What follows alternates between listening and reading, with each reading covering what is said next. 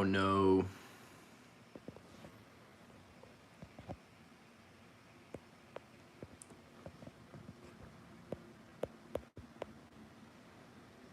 No. Oh no. Hello, everybody. I am trying to figure out how to turn the camera, but it doesn't appear that I can do that. That's extremely frustrating. So I guess it's going to be an up and down kind of day again. Look at this. Your orientation is locked. Dang it. Ah. Anyways, guys, welcome. Welcome back to the live stream. Oh, that door is open. That's going to annoy me, a little black crack there.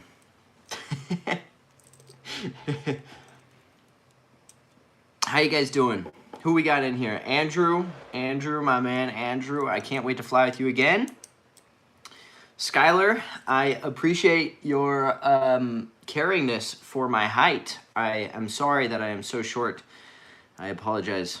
And why does gravity hold me back? I don't know, man. You're going to have to take that up with someone who's over me.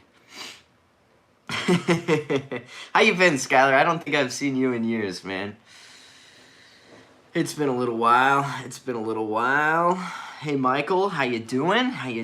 I've got some questions that I want to pose to you guys, okay? I've got some serious questions that I need to ask you all. And I'm sorry I'm looking over here. It's because that's where the chat box is. I know the camera's right here. Maybe I can switch it to here. Let's see, live chat. I've done this enough times that I feel like I should be good at it, but I'm most certainly not. We're gonna hide the chat and go back over here.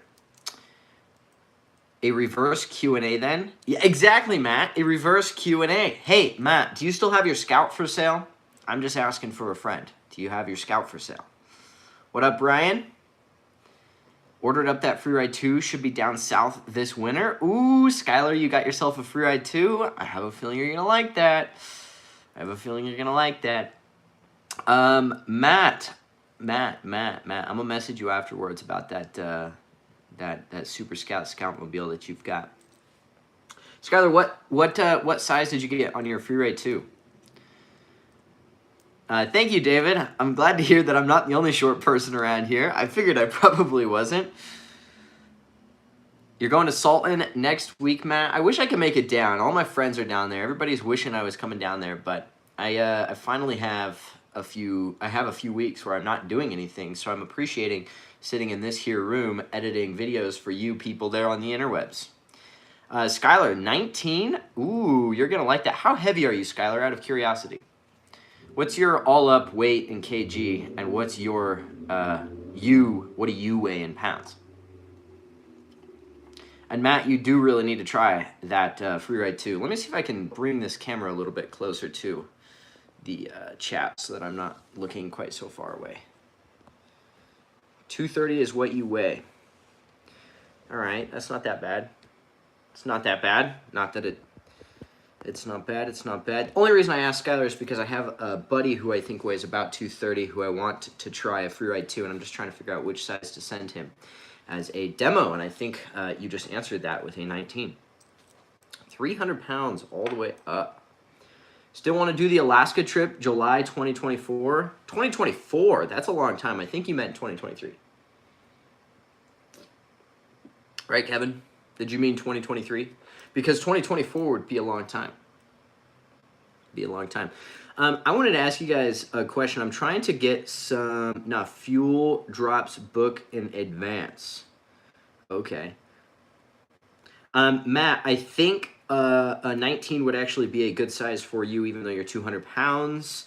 I think Skylar has quite a bit of time on a Warp 1. And also, I wish I was on a 17 instead of a 16. I wish they made an 18 free ride too, but they don't. They only make a 17 and a 19. I don't know what's up with that. They just decided to skip my 18 size. Coyote Air is mostly booked this summer already. Oh, I see Kevin. I mean, hey man, I'm in. We just got to figure things out. Just got to figure some timings out, some of this stuff out. Okay. All right, all right. Hey, I wanted to ask you guys a question. Not all of you are going to have an answer for this, but how many active paramotor pilots do you think fly every year? And by active, I mean fly, let's say a couple of times a year. Like, you guys answer in the comment box. How many people do you think are actually active in this paramotor community? Do you think it's 3,000? Do you think it's 5,000? Do you think it's 10,000? What do you think it is? Because I have some numbers, I have some stats, but I would love to hear a little bit more of what everybody else thinks. You're flying 2 to 3 times a week. I'm just talking in America, Michael. Let's see, we got 10K, we got 5K, just the United States. We've got 50 in the SF area who flies semi-regular. John says 7. Okay, what else does everybody else say? What does everybody else say? I'm talking people that just fly a couple times a year, not necessarily the people that are flying like every week, every few weeks, just, you know, those super casuals, I should say. Because, okay, so we've got 7, 5, 10. I've asked a lot of people who, a lot of people in the industry this question, and I have gotten very, very bipolar opposite answers. I got some answers as low as 1,800, 2,000, to as high as 10,000, which is exactly what all of you guys have been saying. Personally, I think that's somewhere around the 3,000 to 5,000 mark. Do you guys think that that's somewhere in the accurate range? 3,000 to 5,000 people across the United States flying on a regular basis. What do you think?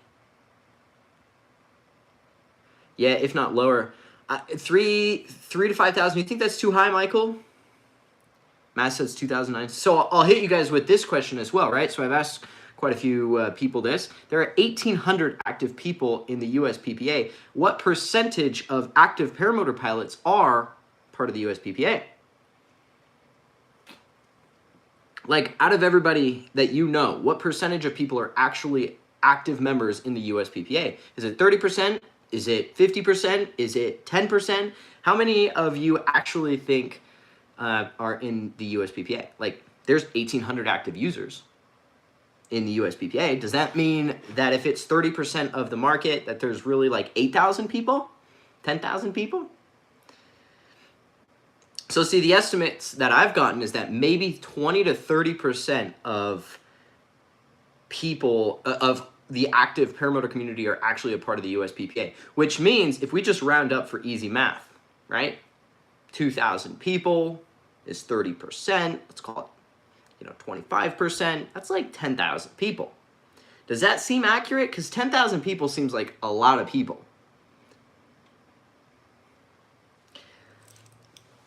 I mean, what do we think here, people? Are we on the same page? 25%? Higher than I thought, right? See, so here I start to ask these questions. Then I asked some other people who run some pretty big schools, and I'm only getting like 2,000 people,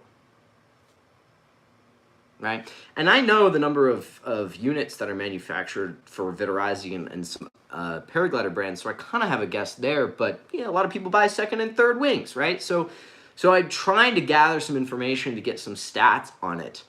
And I've come up with some rough stats. 10K is too high. I agree, Bill. I think 10K is high. I think 7K might be like the highest I would go.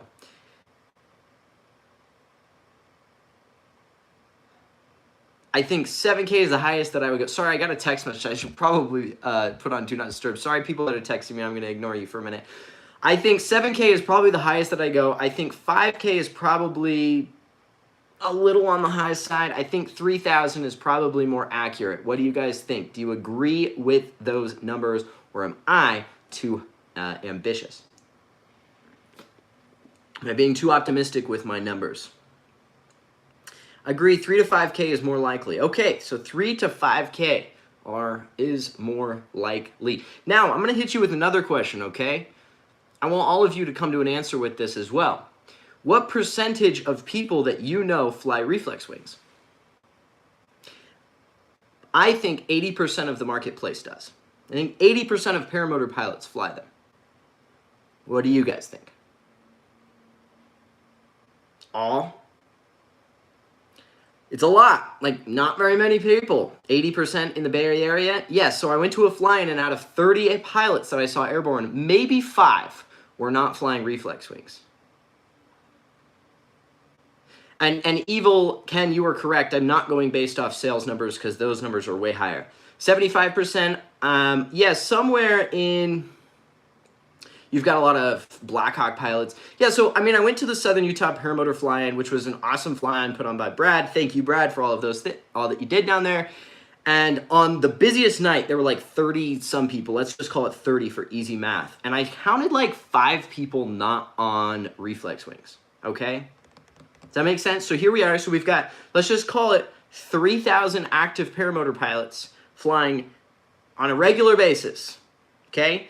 And we've got 80% of them on reflex wings. Andrew, you're probably right as far as people that fly all the time, but I'm not talking about people that fly all the time because that's probably 25% of the overall active paramotor pilots. Okay, so here we are, right? We've got 3,000 active paramotor pilots that fly every single year. 80% of them fly reflex wings. That's roughly 2,400. Let's call it 2,500 for easy math. Okay? That's a lot of people.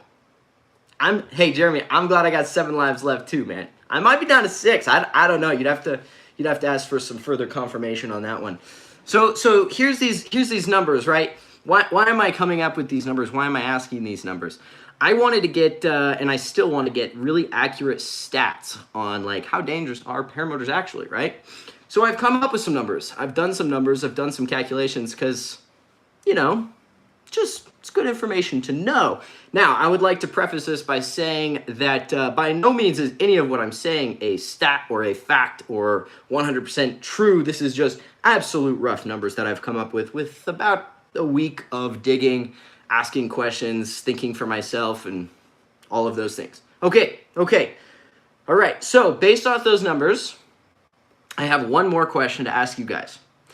How many people do you think die flying paramotors every single year? I know it's kind of a sucky question to ask, but if we're looking for statistics, we need to know the number. How many do you think pass away every single year?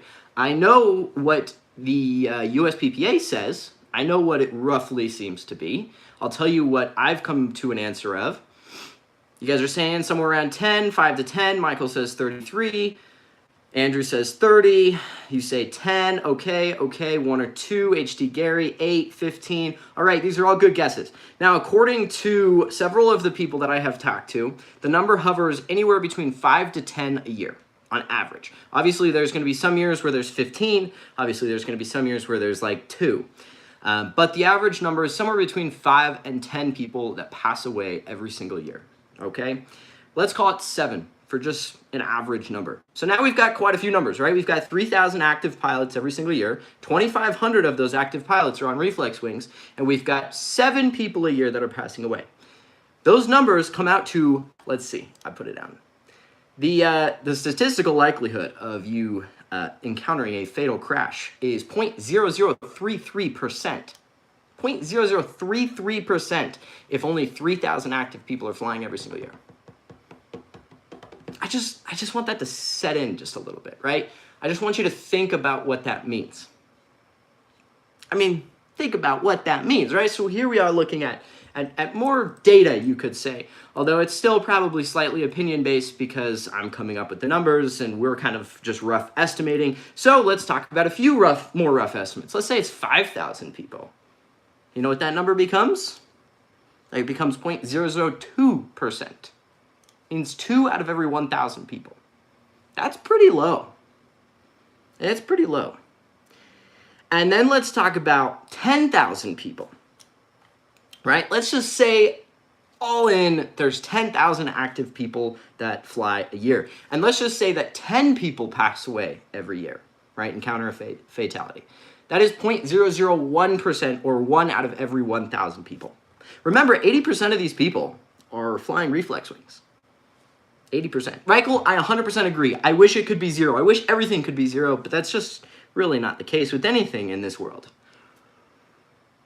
All right, so here we are. We're looking at numbers, okay? So let's just look a little bit into what that means. Like if, you know, say these wings were really as dangerous as one might lead us to believe, don't you think those numbers would be a little higher?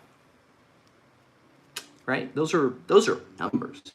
Those are actual data points. That's actually what we're seeing. Just kind of throwing that out there.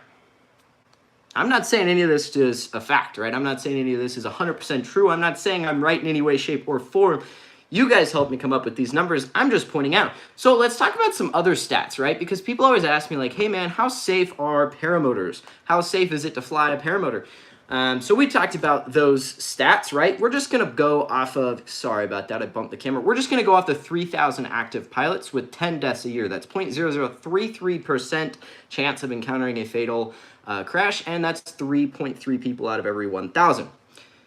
If we look at car crashes, the chances of getting in a car crash is 1 in 366. So that's 3 times as likely. How many of you have ever gotten in a car crash, right? That's 3 times as likely. Now let's look at the chances of getting in a motorcycle crash. That's 1 in 100. So let's throw a random one at you, right? What are the chances of being robbed? It's 1 in 943. Okay, all right. Okay, just throwing that stuff out there, right? Now, Andrew, you asked a good question. And Andrew, I want to answer your question. Everybody, let's take a look at what Andrew's question was, and that is, how many of those 7 die on reflex wings? That's a good question. That is a good question. Well, Andrew, let's take a look at what the most common crashes are, right? What are the most common crashes? Like, what happens that leads to these fatalities? I don't have exact data, so I can't tell you 33% is this, 43% is this, but I know roughly what I have seen, right? I know roughly what I have seen, okay? The most common injury, Tim guessed it, is pilot error. But more importantly, with pilot error, it's actually low acro.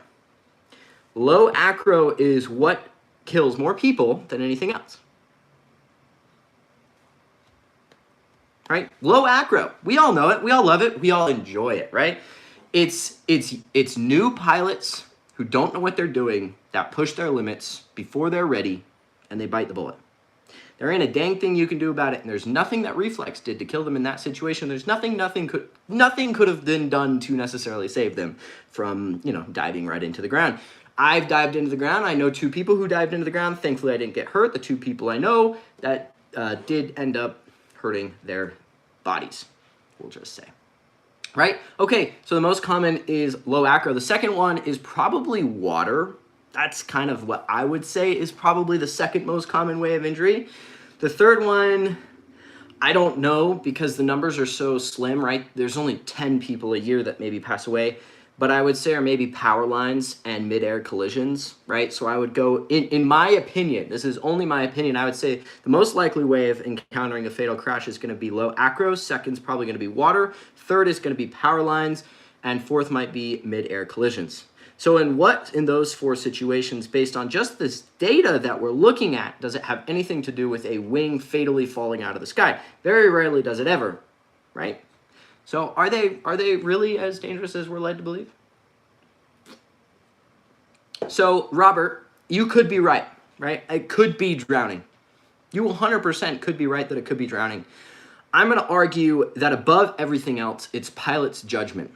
It is 100% like, what does the pilot decide to do? What judgment calls do they make that lead to that situation? Because the pilot is ultimately in charge. Whether that's bad weather, whether that's low acro, whether that's flying over water without flotation or a quick release harness, whether that's flying low over a field that they don't know, right? They encounter a power line, whether that's colliding with another paramotor pilot, whatever these situations are, we could boil it down to the pilot making a poor decision. The likelihood and the statistical likelihood of a wing, quote-unquote, malfunctioning, collapsing, and falling out of the sky is so slim it couldn't even be a data point. Right? So here we are. A lot of claims are being made. We just kind of looked at some numbers. I'm just going to let you guys kind of decide what you think based on those, because for me, I already know what I think.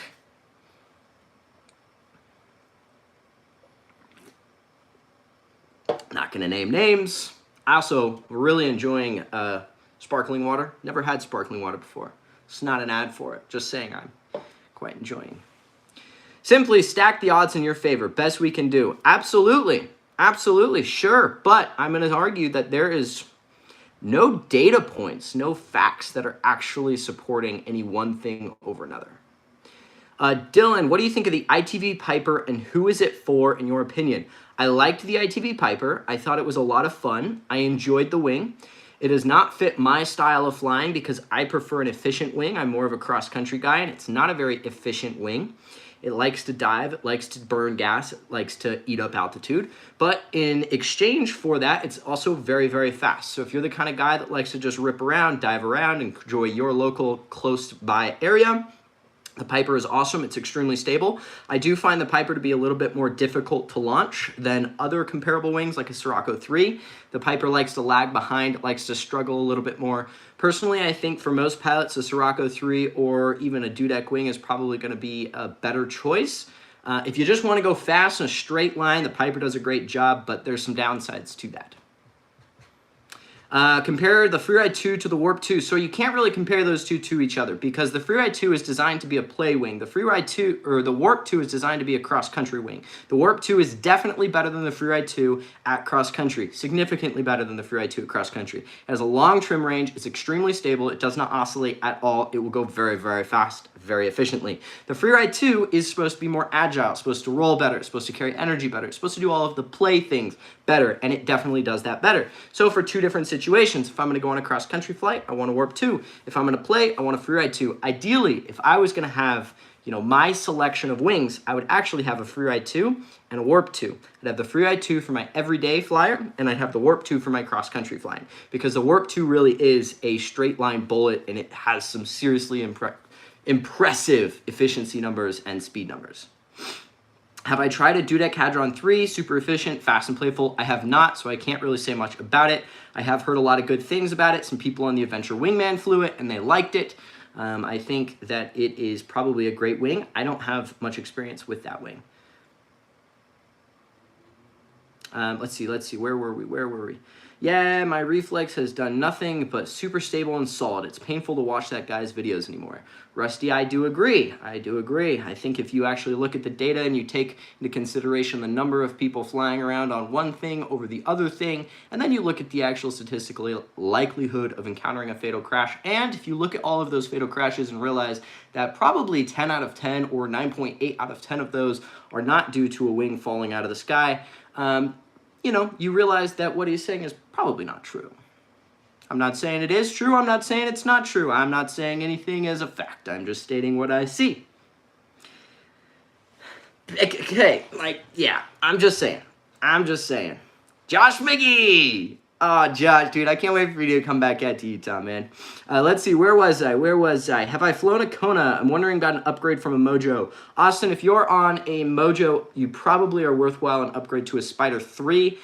I don't have any personal experience with a Kona. I have had a lot of people who say that it is an underrated wing, but then again, if we just look at the number of people who prefer a Spider 3 over a Kona, it probably tells you the answer. There's probably a reason. If the Kona was a better wing than the Spider 3, probably see more people flying one, but I've actually never even seen one, so I would recommend going to a Spider 3.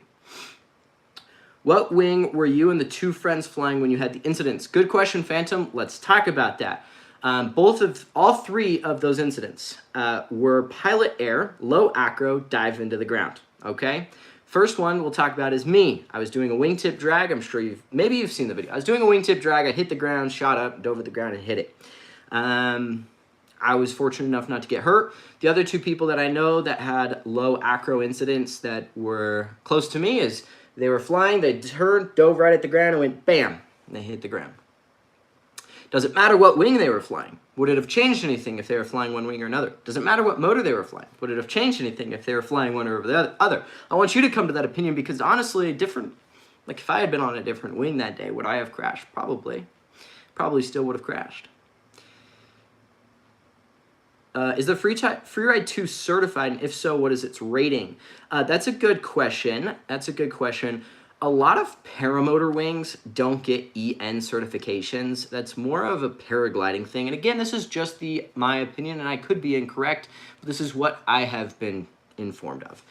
And so the Freeride 2 does not hold an EN certification, but it does hold a DHV certification, which is a load testing. Every paramotor wing has a DHV certification, which is just how many G-forces can it hold at what weight for, you know, how long or whatever. I don't know the exact specifics, but it does hold a DHV certification.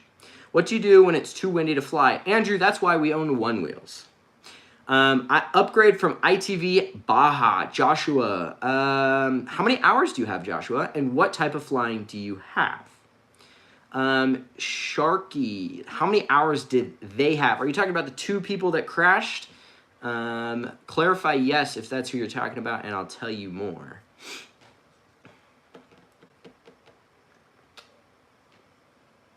One pilot probably had 200 hours, maybe 300 hours. The other pilot probably had over 1,000 hours. The thing with the other pilot with 1,000 hours is he wasn't current. He hadn't flown in years, and it was his first time starting to get back into the swing of things. The other pilot, same situation. He hadn't flown in years. There is something to be said about being current. There is something to be said about continuing to do this thing. If you haven't flown in a while, you probably shouldn't go out and push to the limit that you were at before.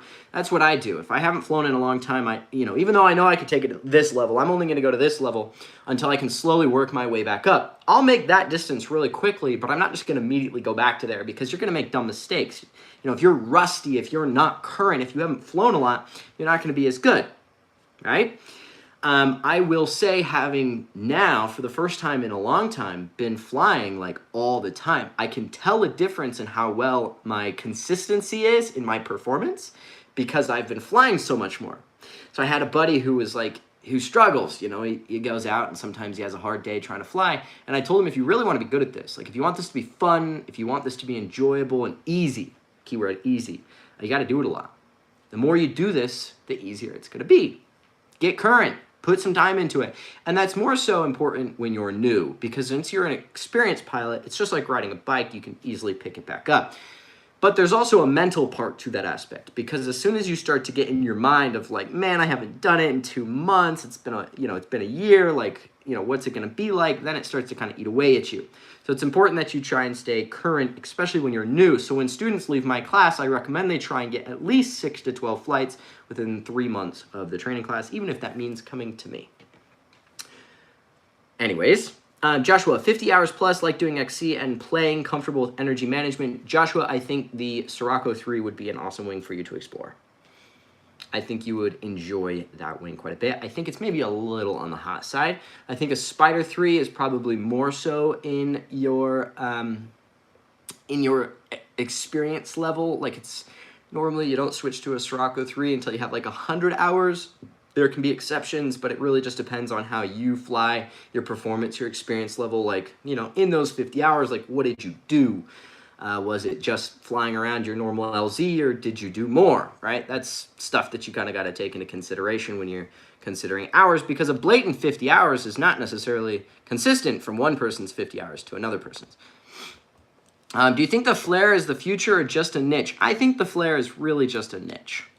I think probably 95% of paramotor pilots and paraglider pilots will probably never really fly it. It requires a couple things. In order for the flare to be an enjoyable paragliding wing, you have to have a very specific paragliding location. The south side point of the mountain, which is what you see Judson flying it all the time on, is the perfect place for it. It is arguably the perfect place. Same with the north side. So if you live near a place like north side or south side point of the mountain, the flare is a great wing. If you don't, like you live in the flatlands, you aren't ever going to use it for paragliding. So now let's talk about paramotoring. In order for the flare moustache to be a good paramotoring wing, you need a little bit of wind. Like, it's really, I just don't think it's going to be easily launchable without wind. I mean, it was really hard to launch with wind when I flew it. And also, it's just like, I would fly it for 20 minutes and then my arms are tired. So I think it's a perfect beach wing, like a fantastic freaking beach wing for the experienced pilot, because it is, if you screw something up, if you don't understand how it works, if you push limits too quickly, it's going to bite you in the butt. Because although you have a lot of like flare authority, you throw your hands up when you're not expecting the dive, and all of a sudden you just dove yourself right into the ground. It could bite you in the butt easily. So I think it has a niche, but similarly to like, a Freeride 2, let's say. Like, the number of people that are going to fly a Freeride 2 is probably like 5-10% of the marketplace, right? Not very many people fly Freeride 2s. Not very many people ever flew a Freeride 1 as like a main wing. Like, yeah, many people flew it, but not as a main wing, right?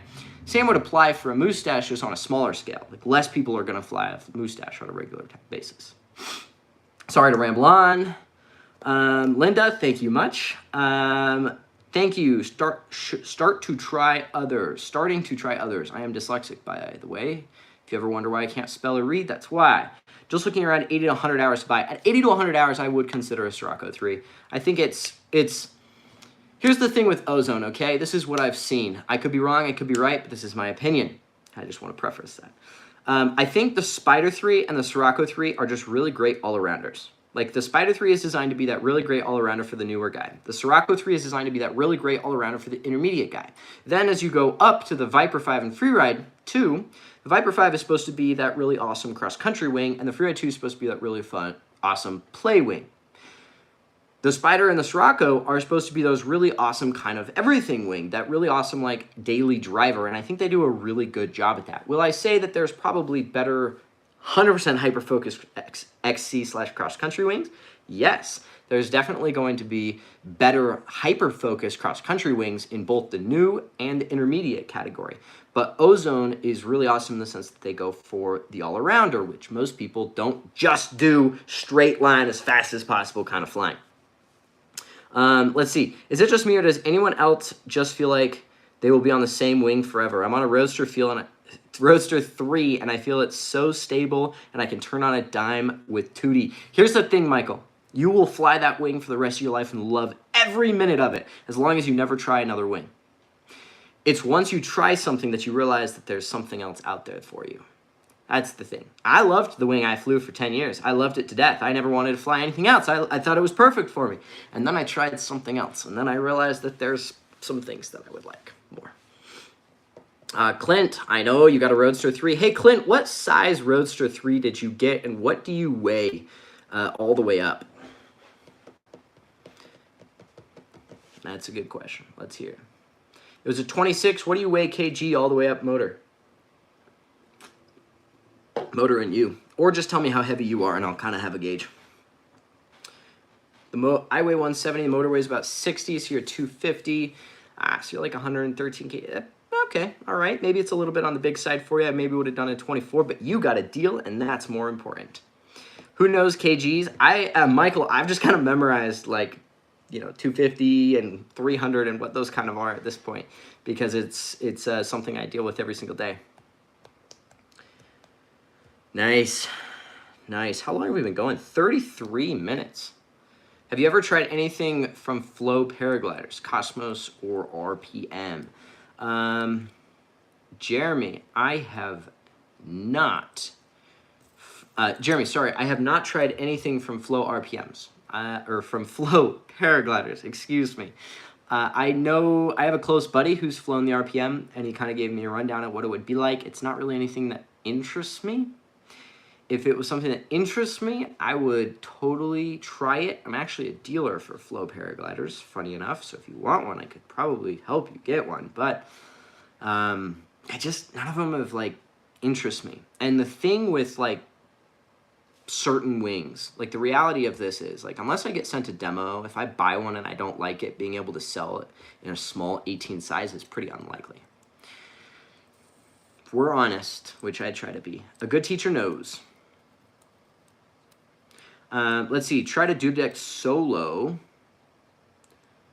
No, I have not tried a duplex solo. Sorry, I get a couple comments ahead after I read one. Haven't tried the duplex solo, heard a lot of really good things about it. I think the duplex solo and Universal are great wings. I'd love to spend a little bit of time with them. How did everyone get the Freeride 2 except the Godfather himself, Tucker Gott? Let me be honest with you, James. Tucker Gott does in fact have a Freeride 2 right now, and he is editing a video about it. I talk to him on a pretty regular basis, or I have been, about the Freeride 2 because I had one before he did, and he wanted to ask all the questions. Solo over Spider. That depends on the pilot, I would say. One of the things that I like so much about the Spider 3 is just how freaking easy it is to use. I'm sure the Solo 3 or the Solo is easy to launch and easy to land and stuff like that. But the Spider 3 is like really, really dummy proof in that sense. Like, it's so easy to launch and it's so easy to land that you almost can't screw it up. Like, you almost can't screw up launching a Spider 3. You almost can't screw up landing a Spider 3 because it just has so much flare authority.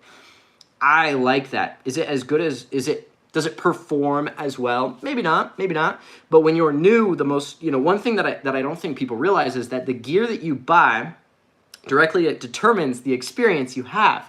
If your wing is hard to launch and the wing is hard to land, you're not going to fly it nearly as much. If the wing is super, super, super easy and you don't dread launching it, you don't dread inflating it, you don't dread landing it, you're going to fly it more. And the reason I say that and what led me to coming up with this conclusion is that I have a close buddy who I won't name, who has a wing that is a little bit harder to launch and does not have nearly as much flare authority on landing.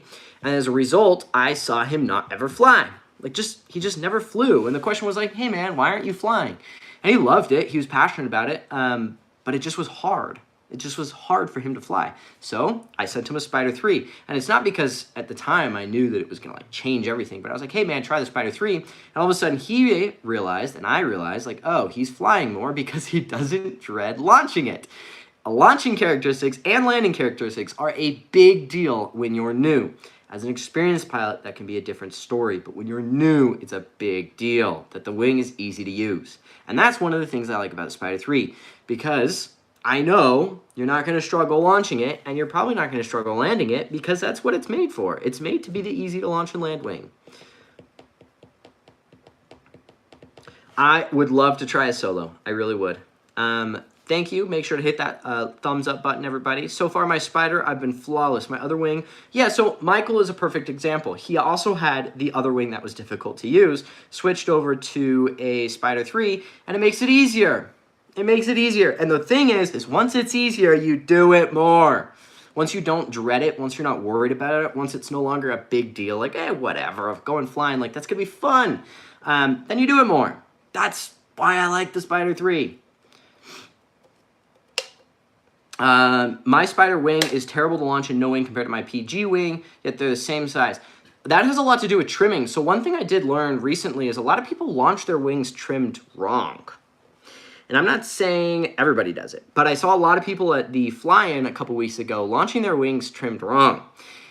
I'm sure you probably launch it at trims neutral, but if you don't, you really should. Launch your wing at trims neutral. If your wing is a classic profile, right? If your wing is not a reflex profile, you should launch it trimmed out as far as you can, as far as you're comfortable. The further out you trim a wing for launch, the easier the inflation is going to be, and the deeper the brake range is going to be, and you're not going to stall or spin it. At the white line, let me think. I'm pretty sure the Spider 3s have a red line for neutral. You should probably put it on the red line.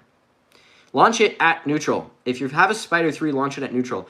If any of you are flying a Piper, okay, let me tell you the little secret that I had for launching a Piper, because they can be difficult. Spider 1, I have no idea. You're going to have to ask someone else on that one. If you launch a Piper, launch it 2 clicks out. 2 notches out. Do not launch it all the way in. It's way easier if you launch it 2 clicks out. Trust me. Michael, you're welcome. Thank you for your business. I really do appreciate that. Trevor Dilf, thank you. I appreciate that. I'm almost 60 and not as fast as I used to be. Just got me a Spider 3. Hey, Spider 3 is a good wing, man. Most people don't care about all the possible performance in the world. They just want a wing that's fun and easy to use, and that is a Spider 3. Is there any wing design change from the Freeride 1 to 2 nose? James, unfortunately, I don't have all of that information. I don't want to misspeak. But I will tell you, I only have very little experience on a Freeride 1.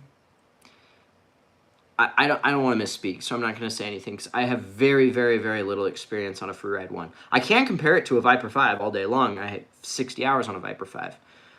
Did the Adventure Wingman on the Viper 5. That was pretty fun. Yes, Clint, you will launch that Roadster 3 at trims neutral, which is probably a red line or a green line. It's probably a red line. It's going to be like 2 clicks, 2 notches out, and then it'll be like the 3rd notch that's usually. They're all white. Send me a picture of your riser, Clint, and I will let you know on what you should launch it at. I'll help you out. If you're not, so here's the thing with that as well, Clint. If you're not struggling to inflate it, you're probably fine. No, don't go to the center. I wouldn't go to the center, Michael. I would probably I'd go to the third line, depending on how many lines there are, but I'd have to see a picture of your risers. I'm loving this sparkling water. Never had sparkling water before.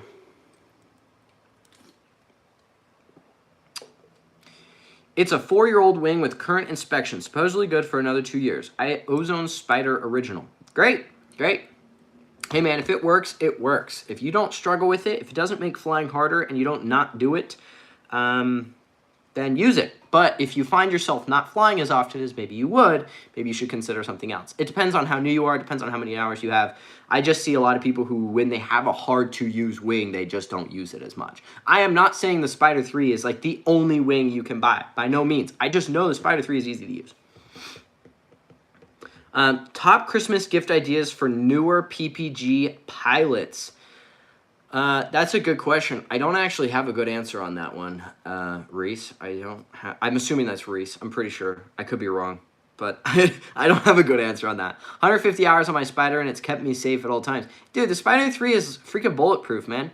If the Spider 3 was dangerous, right? If we want to go back to the statistics, maybe not all of you weren't here when we talked about statistics, but if we go back to the statistics, realize that probably a fair percentage of those people are not on Spider 3s. Those Spider 3s are freaking bulletproof, dude.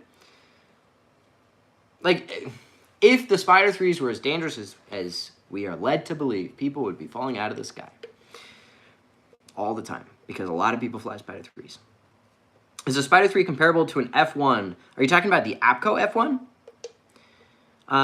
Let's see. I fly a 25.5 uni and a 24 solo. Solo is easier to launch and landing. Uni is easier cross-country flying. I believe that. Here's the thing that I've learned about Dudek, and this is just my observation. I could be wrong. They tend to make wings that are much more focused on something, right? They tend to make like a play wing, okay? Let's say the play wing is the Snake 3, just the most extreme scale, right? That's the rip around, play around, yank, bank, spank, crank. That's not really a cross-country wing. That's not really a great daily driver, you could say. But that's their play wing. And then they make the Warp 2, which is just like an extreme bullet for cross-country, but it doesn't roll nearly as well. So see, they have like a clear, this is what it's for, and then a clear, this is what it's for.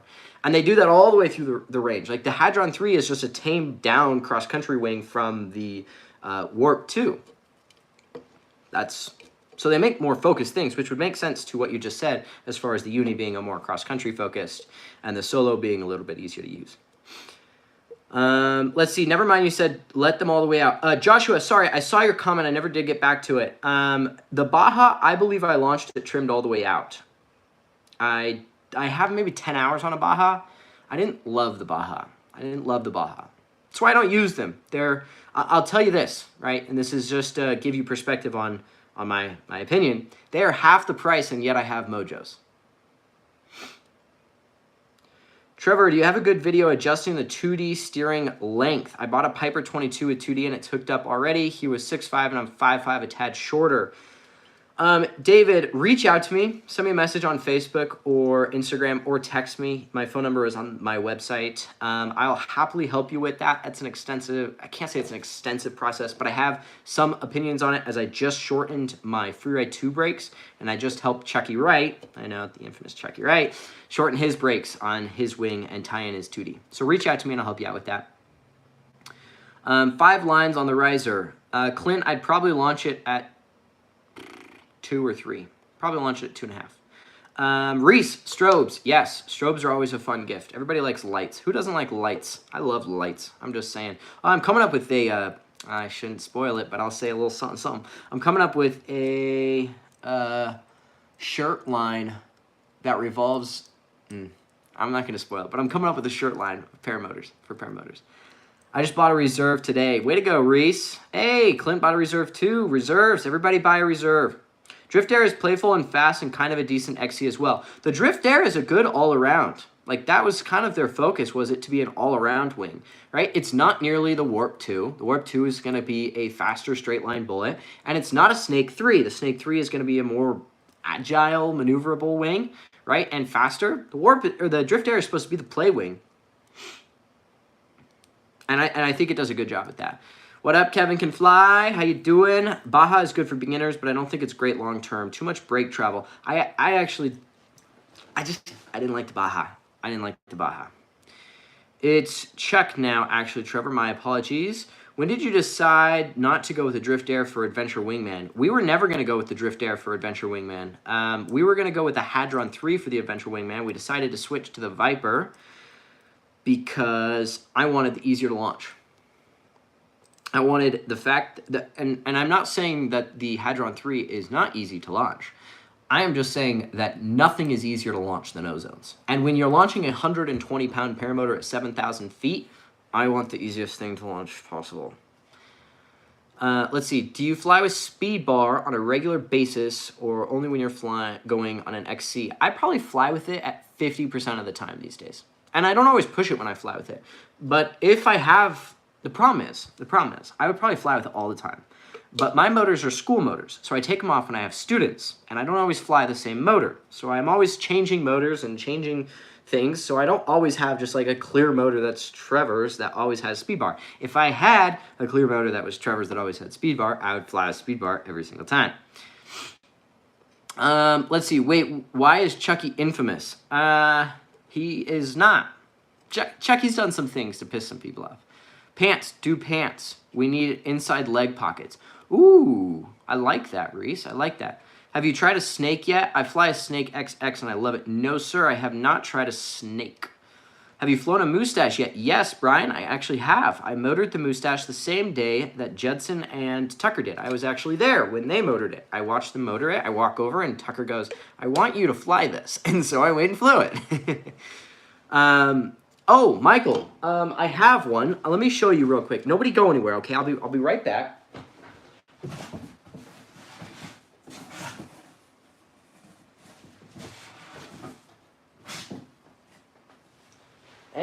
Hang on, everybody, hang on. All right, I came up with some funny shirts, everybody, that I shouldn't show you, but I'm gonna show you. I'm not going to show you, but they're right here, Michael. They'll be at the next, they'll be at Salton Sea flying, that's for sure. I've got a really, really funny one that I'm coming up with. Let's see. Miro said the Viper, I probably should show you. What a tease. Okay, all right.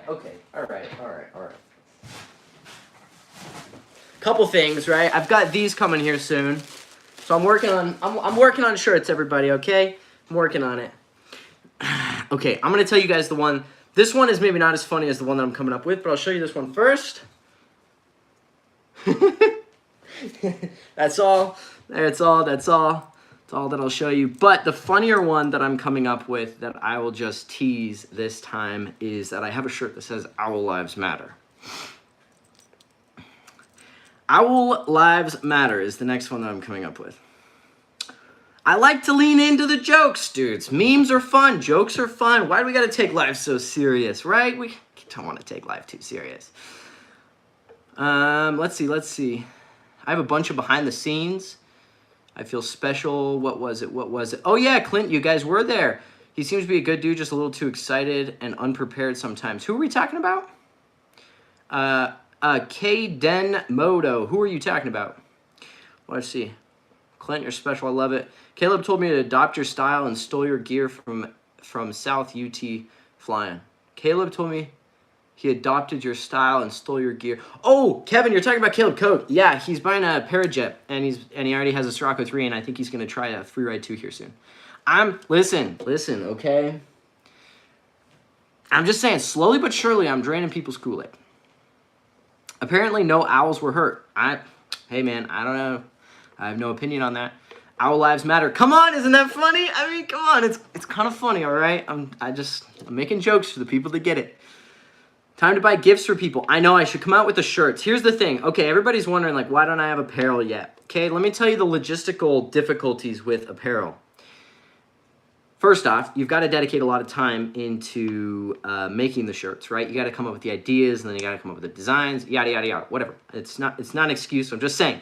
And then you've got to fork out capital, working capital, which when you're a new business and you don't have like a ton of extra capital, to spend like $1 or even $2 grand on shirts can be difficult depending on the time, right? And then you've got to store, and then you've got to ship, and then the profit is low. So as far as the return on your investment of time and capital, it's not that great. But that all being said, I got some funny shirts that I'm coming up with, people, okay? I'm coming up with them. Let's see. I'm glad you guys like the shirts. Michael, here's also the reason why I don't have any shirts. Here's the reason. I haven't found a high quality shirt. So like I have these shirts, right? These could sell. I could sell these right now. Right? I can get these. But the problem is they are a total POS. They suck. And I think I found the solution today, a couple days ago, but I hadn't found like a good quality shirt to make them on and someone to make them for me. Otherwise, y'all could be repping this, and I got more funny ones, but I don't want to spoil all of the funny ones yet. What about reaching out to Bunker Branding? Send me a message on that. I would be happy to learn more. You need those tri-blend shirts. Dude, shirts are just like this whole thing, okay? I could spend a whole week just like wandering down the pathway of making shirts. Problem is, like, that's a week I don't spend making videos, answering phone calls and emails and all the other things. Backflip 180 locked into a spiral should be your next shirt. Dude, there's so many fun shirts, okay? I got another one. I got 4 funny ones over there. I'm only going to show you that one. Use Tucker's print shop for the shirts. Brian, I've actually thought about that. But I haven't reached out to him. I would totally love to do that, but I did find somebody who's going to make me some shirts. Make some great quality shirts. Hey, so if anybody on the West Coast, I prefer on the West Coast, has somebody who can help design shirts, help me design. I have the ideas, I have a rough outline, but I am not skilled enough in Illustrator and Photoshop to actually put it together. If somebody is good at that stuff, reach out to me. I will pay you to help me design some shirts. Matt, reach out to me. I will pay you handsomely in food because you gave me lots of food. Don't like the style of Tucker's t-shirts.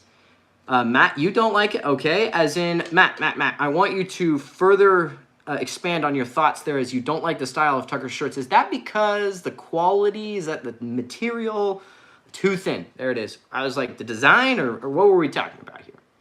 Hey, okay, if you're on East Coast, like, I'll happily accept help too. If you're on East Coast, you can reach out to me. It just, shipping times might be a little longer for my... You know what? East Coast people too. Hey, reach out to me if you can help me with shirts. Reach out to me if you can help me with designs. I'll pay for it. If you have a printing shop or you know how to do designs, I want your help. I have the ideas. I know what to do. I just don't have someone to help me do it. And I hate using people on Fiverr because they never get the idea right. You need to be on the phone. You need to be able to talk to someone. I need dad shirts. Heavy. Hey, Matt, I'm with you, man. I know. You need the heavy shirts that just pull everything down. And the long sleeves definitely help. Trevor, you have a friend? Okay, please. Here's why people do hoodies. Because hoodies are easily sourceable and cheap and easy to print on. Zippers and non-hooded jackets you have to buy in higher bulk for higher price. They're just difficult. Like, you can go to freaking stickermule.com and get hoodies. Matt from Demo Ranch runs Bunker Branding. He's another YouTuber. Okay. All right. I would love some help with the shirt thing. All right. I got it. I got the ideas. The owl. Nah, I'm not going to say it. The owlets. It's funny. On the East Coast, it gets so chilly, so a hoodie is perfect. Well, like, dude, we all love jackets. Like, let's be real. We all love jackets. Everybody loves a good hoodie. Then your girlfriend steals them, and, it's cute. It is what it is. Brian, reach out to me for info. Brian, so I am not going to be able to reach out to you. Please reach out to me. It is easier for you to contact me as there is 55 of you and 1 of me. And I'm not going to necessarily remember, and I don't mean that rudely. Please just reach out to me. Otherwise... I'm going to get distracted with other things because there's 55 of you talking to me. If you want laser engraving done, I have a friend who's really good and well priced. Please reach out to me. Somebody just, Tim and Brian, message me on Facebook if you want, or Instagram, or even in the description of this video is my phone number and my email. I'm pretty easy. I'm pretty easy to get a hold of. There's my contact information dang near everywhere. It's called Business 101. Be known and know how to get a hold of me. Brandon. That would be a good idea too. I like it. We're coming up with good ideas here, people. Keep them coming. Keep them coming, all right? I need some good... I'm gonna come up with some good stuff for you guys. I'm gonna lean into the fact that I'm... Oh man, I can't say too much here, peeps. I like to tease. I tease way too much, don't I?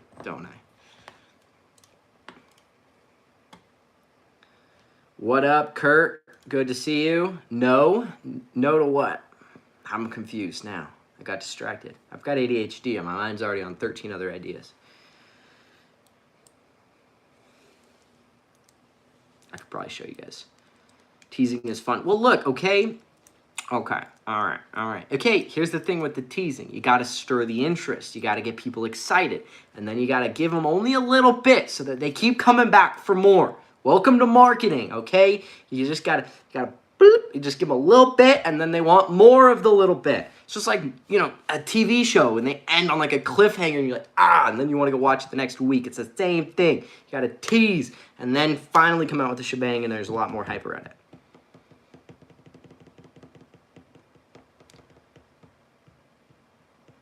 I just want to fly 105 mile an hour gusts yesterday, today, tomorrow looks lighter, maybe sketchy. Guardian, I would not fly the day after a storm like that. Typically, I don't fly the day before or after a big storm.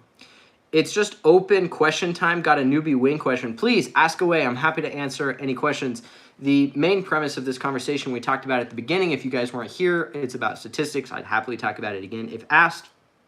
Otherwise, go back and watch. Yes, please ask away your questions. Ask away, everybody. Oh, man. Ladies and gentlemen, we've got some entertainment for after this video. I'm not sure if any of you realized what was posted recently, but we got some high-quality entertainment coming up next. Good idea, Austin. Just sent you a message, Facebook. Reach out anytime. I will totally. You teased me with the free ride too, and now I'm losing my mind. Get here already. Hey, it worked, Derek. See, that's good to hear. That's good to hear. Get a reliable supplier and then launch your designs online, limited quantities, have a supply. Yeah, I mean, the problem is I just need to find a reliable supplier. I just have not invested enough time, energy, or effort into it. Spider 3 as a first wing to Nucleon 4 after about 100 hours. Well, what do you have now? I mean, let's talk about it. Caden Moto. Let's talk about what you have now. When are you going to schedule your advanced progression training dates for next year? Good question, Brian. I am going to do so hopefully soon. I am first trying to make sure I don't overbook myself as well as not book over something else. I did that this year when I started. I was so overbooked. The first free weekend I had from August was last weekend. I didn't have any free time from August until basically now, which is why I'm just so happy to be sitting in this room right now. And I don't necessarily want to overbook myself because I don't want to burn out. So I'm trying to make sure that any other obligations, because there's some people that wanted to come visit, some things that I agreed to go do, and I don't want to overbook them. Brian, are you wanting to do training here in Utah for the advanced training, or are you wanting somewhere else? Oh boy, going to have to check it out. It should be great. It's going to be the same thing. All right, let's go back to the statistics for just 1 second, guys. Okay, I'm just going to talk about the statistics for just 1 more second. All right, it's just hard to listen to the claims that you're going to 100%, pass away, the fatalities, that everything is just such a death trap, when the reality is 3,000 active pilots, 80% flying reflex wings. That's roughly 2,500 people regularly flying reflex wings. Number of fatalities in a year are 10. Number of those because a wing just suddenly self-destructs is 0. Let's just say all 10 happen to be because of that. That means 0.003%, 3 out of every 1,000 pass away because of it. That is a very slim number. You have a higher likelihood of getting robbed at gunpoint than passing away flying a reflex wing, assuming that all 10 of those fatalities were because the reflex wing decided to self-destruct, which it doesn't. It doesn't. 10 out of 10 of those were due to pilot error. Anyways, not that I get heated about that or anything or could make. Not going to say anymore. How does it feel to be called a murderer, death, all of those things? Curious how it makes you feel to be received on the receiving end. Kevin, I'll be honest with you. When I first left, it was very hard. And it still can be very difficult because he was someone that was very good to me for so long, and then he completely turned and stabbed me in the back when I didn't. I didn't say anything negative about him when I left. I didn't make any videos. I still haven't really said anything. This is maybe the most I've ever said. And so for someone to go against me that strongly after, I had done so much for him for so many years and just tried so hard to dig him out of a hole that he had dug himself into.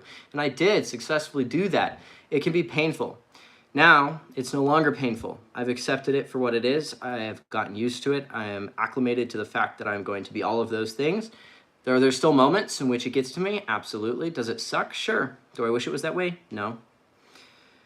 Want some help with that, Trevor? Michael, I'm not sure what you're helping me with, but please reach out. I'd be happy to have your help. And essentially, what thoughts on Nucleon 4 in general? Here's the thing, Caden Moto. I don't actually have an opinion on the Nucleon 4. I have no experience with it. I don't know what it is about, so I cannot answer your question.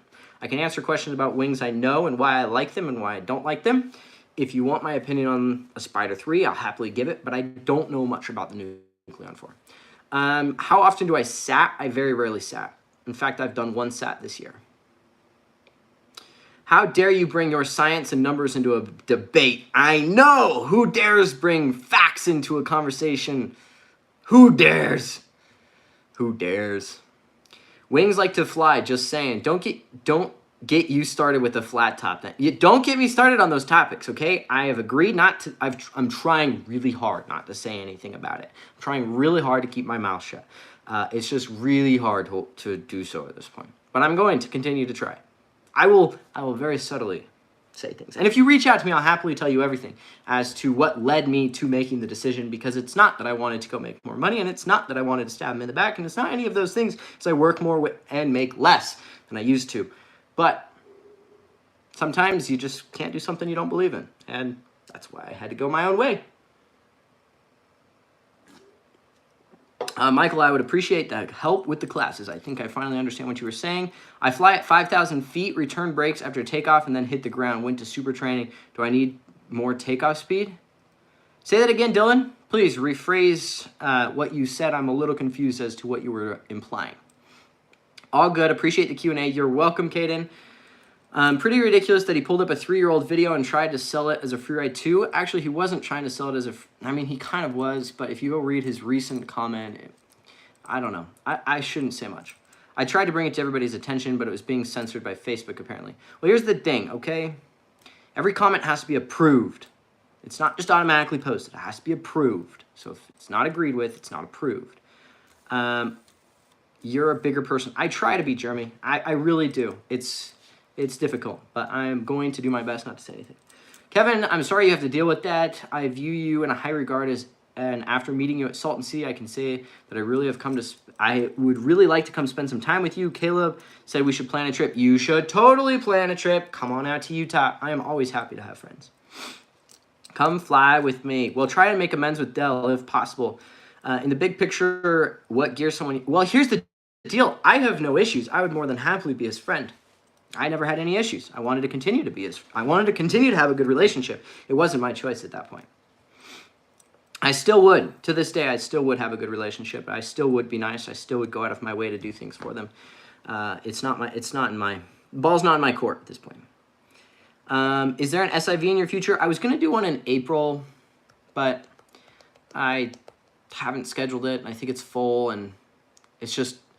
I just don't think I'm going to be doing an SIV here soon. I will tell you, it irks me. Not irks me, but it rubs that, like, competition side of me when I go fly with Judson and he's, like, stalling and spinning and doing all of that. And I'm not. It just rubs that, like, competition side, which, you could say that's a little bit of ego, and that's maybe not the best thing to have in aviation, but also it's kind of fun to not be good at something and to know that there is more for me to do. And I also like to leave things for me to look forward to. Like, there's always places that, like, I go to that I don't fly all of this stuff, right? I went down south and I didn't fly like all of the things I wanted to, and I could have, because I wanted something to look forward to. The SIVs, like, I can continue to look forward to for a long time because I haven't gone to one, and I know that I'm going to love it, and I'm going to totally run down the path of being an acro junkie, but it's also high risk, and you know, I try and mitigate my risk as much as possible. Dylan, I had trouble with my Dominator at 4,000 feet in Utah. Not the most fun to fly. At the coast in Oregon, much easier to fly. Hi there, can you come to the Philippines to fly with us? I'm a big fan. Actually, there's somebody in the Philippines that would love to fly with you. I'm probably not going to make an appearance in the Philippines anytime soon, but thank you for the invite. I do think D is super stubborn. It's his way or the highway. Just a bit. Trevor, do you and block out the noise, you'll be better for it. You do you and block out the noise. I 100% agree. I 100% agree. Sometimes the fun is in the learning. 100%, like learning and being bad at something is really, really fun. I mean, like it's fun to not be good at something and have something to look forward to. And if I go down the path of acro, and I mean this in like the most humble way, if I go down the path of acro, like what's left after acro? Like, I love that there's something that I suck at. I've never done. Like, I love the fact that there's stuff that I can continue to look forward to. Michael, where do you live? I'm in Sherwood and fly Lincoln City often. Well said. Pull brakes and took off with the trike at an airport. Was surprised that I had lift but no ability to climb out. Dylan, what do you mean? Dylan, walk me through the whole story. What were you flying? What were the conditions? Give me a little bit more here. Base jumping. I would never base jump. I think it's important for me at this stage in my life and what I've come to the conclusion of to mitigate, manage, and minimize risk. I sold my motorcycle because I drugged the knee in every freaking corner and raced it and ran from cops way too many times.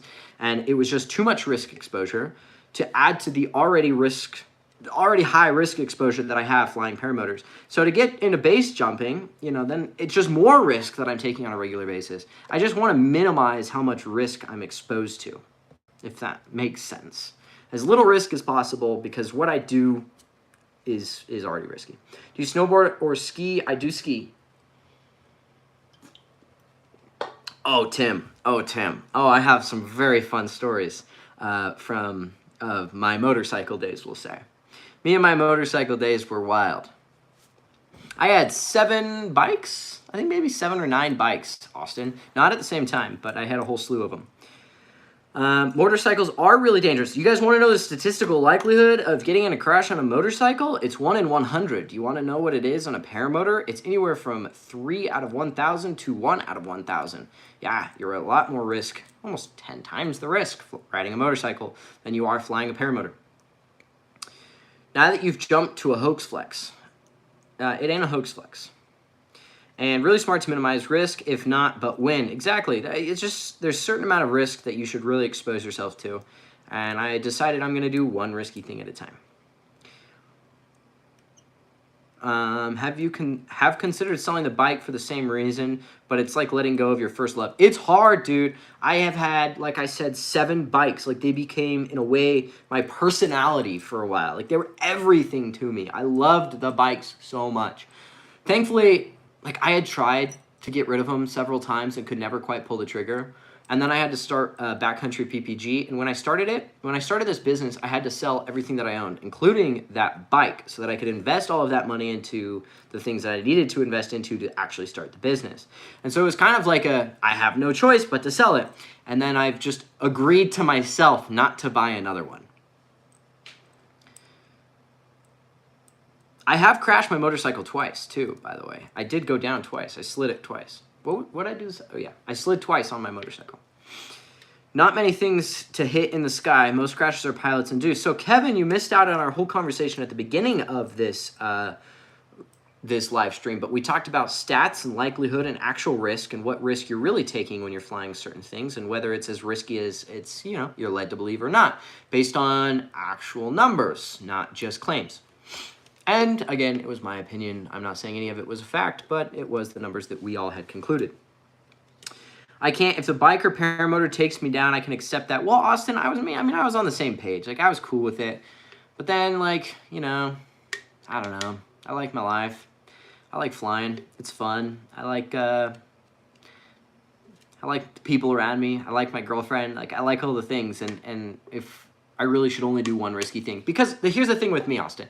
It's very all in or all out. Like, I'm either all in and I'm pushing the limits and I'm going all the way to the edge, or I'm out. There was no in between. It's the same for my flying. Like, it's all in or it's all out.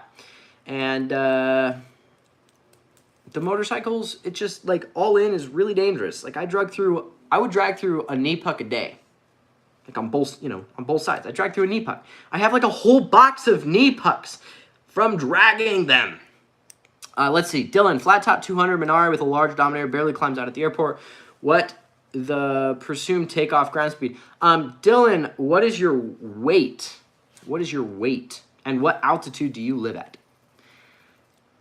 I'm in Vancouver, Washington, always looking for people to fly with. Tucker had a minor accident too. It seems that Tucker might be dealing with some depression, 5,000 feet. Dylan's at 5,000 feet. You're on a large, Dylan. How heavy are you? I had a dream with you in it last night. That's very creepy, Taylor. Dave, what's up? How you doing? The biscuits have been getting painfully risky lately. Sound. If Trevor ever wants to visit Oregon, I've got a place in LZ and the hookups on all the local soaring sites. I would love to travel. I mentioned a little while ago that I booked myself so thin this year that the first free weekend was like last weekend. And it was Thanksgiving, by the way. First free weekend since July. Do you play any instruments? I do not play any instruments. My brother plays guitar really well, but I was not gifted with that side of the genetics. I got all of the talking, dude. All the talking genes were me, all the other genes were him, and I just seem to be good at talking. Dylan, at 5,000 feet, at 250 pounds, you should not be on a large. I think I know who I'm talking to. You should probably get a much, much, much larger wing. Based on that information, 250 pounds, just you, and at 5,000 feet, I mean, I'd recommend like a 31 or 35. Like, I'd recommend a big wing for you, Dylan. It's going to make all the difference. Trevor, I am loving this Q&A. This is showing another side of you. When I first came across your video, I thought you were Dell's son. I am not Dell's son. I'll clear the air. I am his nephew. My dad is his older brother. And I think there is value to doing these live streams because it shows the real side. Has anyone ever told you speak faster than an F1 car? Kevin, like I just said, I got all the talking genes, dude. I'm a talkaholic. Oh no. What up, Judson? You guys are all watching now. I'm all nervous. Tell Boyd what's up. I miss Boyd. And tell Mo that I'm still considering sending him my 16 free ride 2 to try. I'm considering it, Mo. All right? If I don't plan to fly until like January, so I may or may not feel nice and send my 3i2 for you to fly. But maybe, all right? You have to do a little sweet talking. Let's see. Drummer here. Way to go, dude. I wish I had some form of, I wish I was good at instruments, but also it's a time investment, and all my time goes into business, and I don't really have any spare time, so I don't think an instrument would fit with me at this current phase of life. What up? Just come down to Salton and come play with us. Matt, here's the problem, dude. Here's the problem, okay? I can't do that right now, Matt. I would love to, but I can't do that right now. The fastest talker on YouTube is the Project Farm guy. Don't even know who that is. I can play a CD player. Hey, Josh, I might be able to one-up you. I can hit play on Spotify on my computer, okay? I can hit play. Let's see. Everybody go watch Judson's recent video that he posted like yesterday. That was maybe it was today. That was one of the more monumental flights on the entire Adventure Wingman. Like that day, the whole day that he made the video on was like I just think back on that day all the time because it was really, really special for me. Really special for me. The day before was extra special too, with like his friends flying in from across the country. It was just so much fun. There's just so many things. Hate it when work gets in the way. I know, Brian. Isn't that lame? Isn't that so lame? We can't all be Hunter and just run away and play, right? He tests things. Who are we talking about? Hey, so what's up with what was that you were saying about being a way better pilot than Judson? You said you were going to challenge him. Hey, now you're taking. I didn't say any of that. All right, I didn't say anything. I think you're considering that. I consider that a threat. New to me. How big you recommend? Dylan, reach out to me. Reach out to me, Dylan. Judson, Dave, Performance Pink here. Paramotor is great. I don't know how many more big boopers I can eat to down the pain of you not being at Salton. It's getting unhealthy. Hey, man. Hey. Only 2 a day, okay? I want to go to Salton. Babe, can I go to Salton Sea? Probably not. I should go to Salton Sea. Performance Pink. Hey, Dave Taylor has the greatest performance pink I've ever seen. Dave, you rock that performance pink better than any man I've ever seen. And any woman I've ever seen fly performance pink. On the Freeride 2, can you bank and crank with the... Whoa, can't read. With the brakes while fully trimmed out with no speed bar. Austin, on every Ozone wing in the current lineup, you can use brakes trimmed all the way out. They do not recommend it according to the manual, but you can use brakes trimmed all the way out. The ice cream sandwich from Wingman. Yes, I have. I'm editing my 2022 recap video, and let me just tell you, there is actually a clip of us eating that ice cream in it. Who was I talking to? Austin. Yes, on the Viper 5, they say don't touch brakes past the red line. I took those collapses at the red line. I was fully deep into those brakes past the red line for a long time. You could touch brakes anywhere in the trim range on an Ozone on the current lineup. Are you going to make your thoughts about the powered mustache? Brian, I would love to. I don't have any video of me filming it besides vertical on my phone. I feel that I would like to have footage of me flying it to make the video. But I considered it. I've thought about filming a video of me talking about it, but I have not yet done so. I let Judson and Tucker have the glory. I didn't want to take any of the glory of them flying it away from them. I have a camper now, right? Gravity is holding you back. I know. I do have a camper now. I have all the things I need to go to Salton Sea, okay? I just need to get in the car and drive. But listen, all right? Listen, all right? It's complicated. It's complicated. Viper 5 does swoop. I only swooped it trimmed all the way out once, and I nicked the ground. Because I hadn't done it very many times. I need a reserve. What's a good one? For 230 pounds? I mean, there's a lot of really good reserves. I use the Ozone Angel SQ reserves. Those are just what I use. I think Jin makes some awesome reserves. Kurt, reach out to me if you want. I can help you get a reserve. See you later, Kevin. See you later, Kevin. It's complicated. Wife says no. To what? What does wife say no to? I'm confused now. What did we say, Brian? What did we say? Let's see. You need to come out east after Salton. Alabama is a great area. Here's the thing. I just need to take a month to just travel around the country and fly with everybody. It would be beneficial. It would work out great. I just haven't done it yet. I just need to do it. Salton Sea or die, right? Okay, anybody in the comment description have any updates on Salton Sea? Like, does anybody know what's going on with that? Like, is the flying still happening? I mean, is the beach closed? I've heard a lot of the drama. I have an opinion on it, but I want to know if anybody else has any ideas. Do you fly with 1 or 2 reserves at a time? I only fly with 1 reserve. I don't really do hard acro, so I don't see the need in carrying a second reserve because I only do casual acro. I know you are, Dave. I know, and I want to go to Salton Sea with you. After getting a new tandem wing, I can take her up, Michael. I mean, wife said no to Salton Sea, not my wife. I'm not sure what you mean. I'm going to be there no matter what. Way to go, Andrew. Way to go, Mr. Andrew. In plain English, everybody. Explained in plain English. Some of you are probably going to get what that means. That is some good sparkling water. That is some good spark. I'm surprised we have had 50 of you on here this whole freaking time. I didn't know I had 50 friends. I need a wing sponsor. Hey, Kevin, everybody needs a good wing sponsor, man.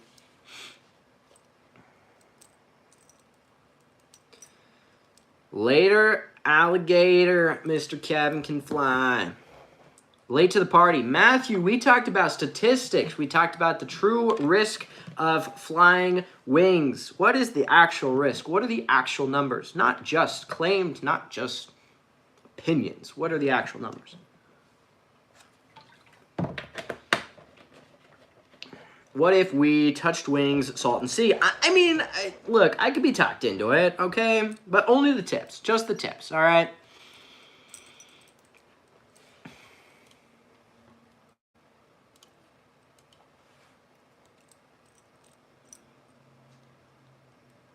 I am staying here and not going to Aviator PPG Live, which is why I got on YouTube. Look at that. They chose to post, or actually, I would say I chose to go live at a bad time, which is inconvenient for them.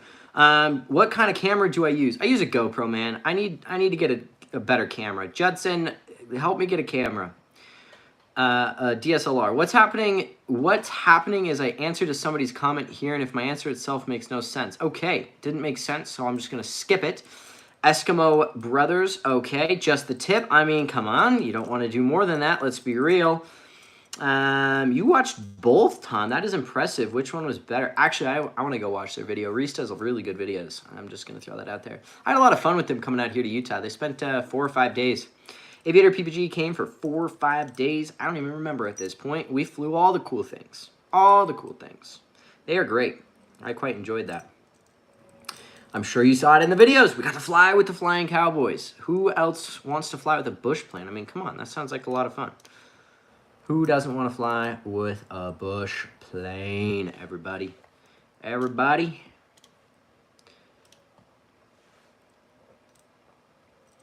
Let's see. 54 people are still watching. I'm going to take another sip of my sparkling water. I got a question for you guys. What videos would you like to see me make?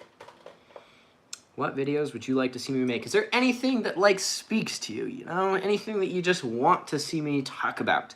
Anything that you would like to learn? I've got a couple videos in the work. I spend all week editing videos, only to determine that they weren't good enough. Story of my life. Where is the best place newbies can go to see and compare different wings and ratings? That's a really good one. There's no good place. You have to find someone who you trust and ask them their opinion.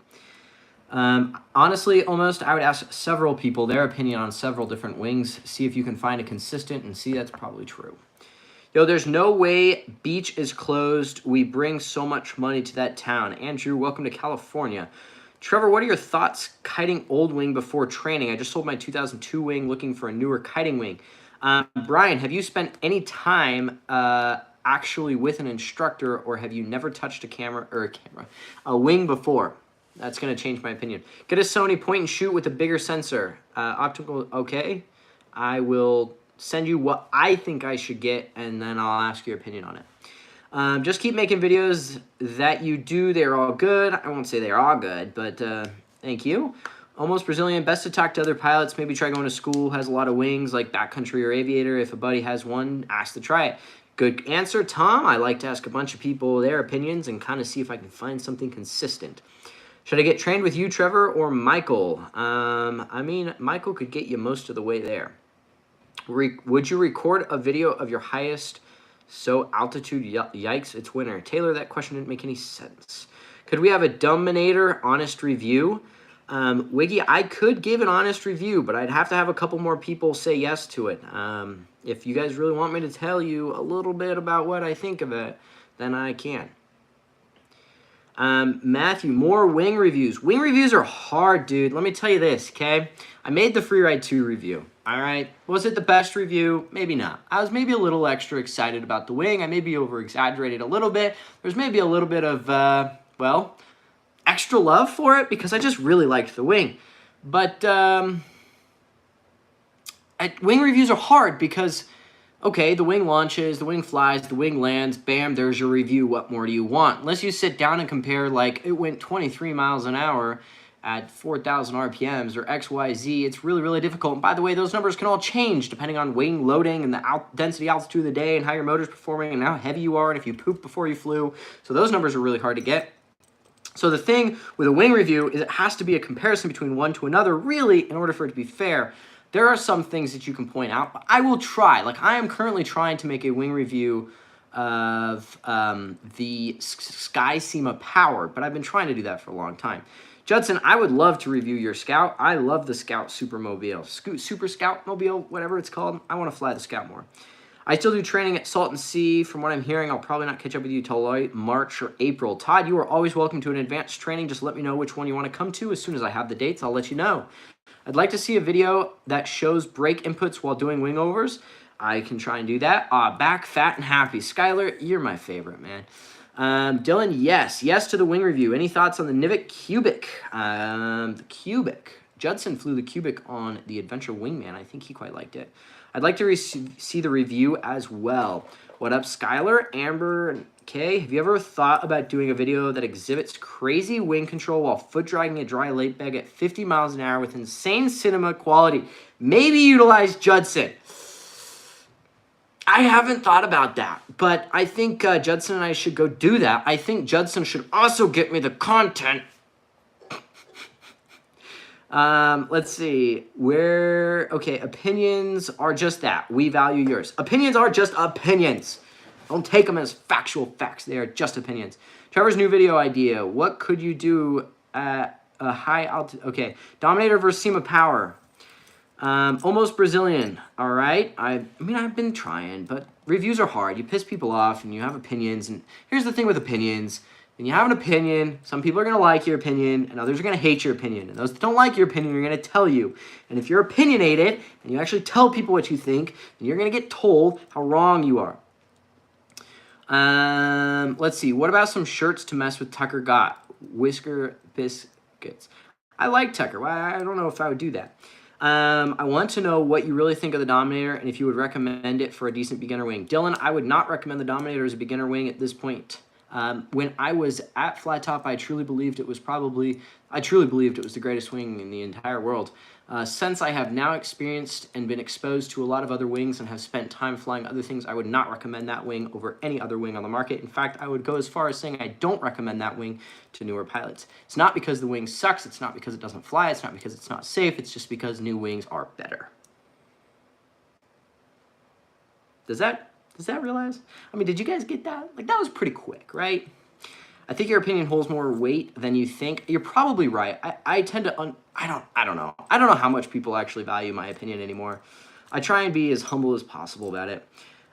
We would love to see a breakdown video of the flat top like Dell always does with other frames, point by point. I mean, I could do that. Like, let's be real. Review videos are hard, okay? Let me just tell you this. Review videos are hard because when you do a review video, right, you run the risk of pissing off business partners, you run the risk of pissing off dealers, you run the risk of pissing off brands, you run the risk of pissing people off because if you say something negative about something, they're not going to like it. If they don't like it, they just say no longer selling to you, right? It is hard to try and be as honest as you can. Don't stop me from doing it. I'm more than happy to share my opinion, but, you know, I don't know. I just try not to. Like, I'm happy to tell you what I think of things. Let's see. Give me a review on the air trike with the Dominator and yes, the Dominator. Todd, I would suggest you fly something else. Actually, you have a Polini. You have a Polini 202 and a different trike. I would just fly that. Todd, I'd probably sell your other unit. And I don't know what wing you have, but I think your 3XL will probably do you wonders. You probably could get something else that'll work just as well. Dominator is old tech. Wings have come a long way. Things have changed, ladies and gentlemen. Welcome to 2022. It's no longer 2009. Great, Trevor. You have an opinion without really trashing a wing. I respect you more. Thank you, Brian. I try to be as honest and not bash people. You know, not just go after the throat. People are trying to get you to piss off Dell. I would stay away from doing that. I don't really go after him. If we realize that the videos where he goes after me are videos I made that have nothing to do with him. I hold the cards. Like, he's coming after me, right? He's going after me. I'm not going after him. I never made a video. I've never really made comments. I've tried to be as respectful as possible. I try not to say anything negative. I wasn't saying anything negative for a long time until I really had to take some bullets. Because I respect him. I still respect him, and I don't want to go down that path of being that guy. Probably wouldn't review the flat top. Maybe people could try them for themselves and make their own decision. Yeah, I agree with you, Brian. I don't plan to make a flat top review. I also don't plan to make a Dominator review.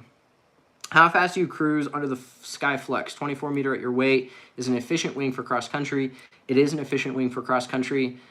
I think I flew a 23.5 and I was cruising at like 38 trims all the way out, like 33 trims all the way in, I think. Thoughts on reflex versus non-reflex? I fly a reflex wing. I recommend a lot of wings that are reflex. I think reflex is amazing. I love reflex. I would recommend reflex to you. That's a whole debate. I'd be happy to discuss it. On an earlier review of the Limitless Paramotor, you showed some things that you thought they could improve on. Any updates on whether they made those improvements? They are making some improvements as time is going on. Improvements can be difficult because you have jigs, you have molds, you have all these things. The process of getting new, trying, testing, tweaking is a long process. To truly make change, it can take time. I mean, people making you piss him off by asking you to review the Dominator in a negative view. Yeah, yeah, people are. Let me be honest, like, it's really fun to poke the bear, right? Everybody likes to poke the bear because they love to get the reaction. We all know what the reaction is going to be. And it's really hard not to go down the route of poking the bear. And I'm guilty, and I try really, really hard not to go down that route of poking the bear, which is why I've never made a video about a flat top, a Dominator, or his training, or even why I left. Like, I never explained why I left. I probably never said anything. I probably won't. I'd have to be really forced by hand in order to do so, even though I've thought about it a lot. But that's because I don't want to go down that route as being the guy that goes out there bashing and trashing, because then I'm on the same level as him, and I just don't want to do that. Probably not after trying one on. No disrespect, bud. No disrespect, bud. Just like others more. Flat tops are engineered well. Oh. Let's see. You do like to poke the bear, lol, but I don't. Yes, I do like poking the bear, lol, but I don't. But, I mean, who doesn't like to poke the bear, dude? It's fun. It's fun. It's so fun. We all know what to expect. Like, how it's hard not to want to do a little poke here and there. But you just don't. You just be the bigger person. That's funny, Skylar.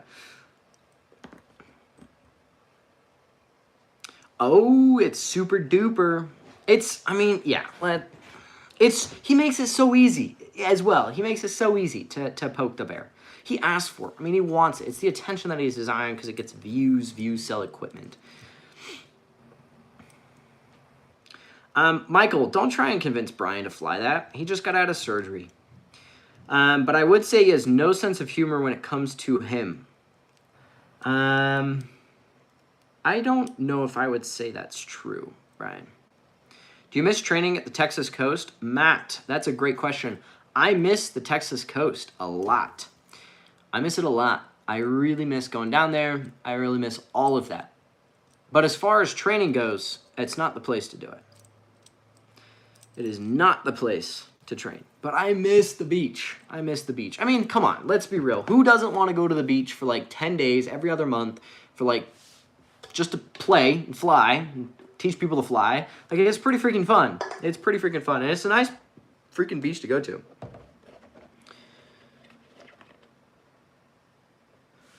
Taylor, I don't really understand your question.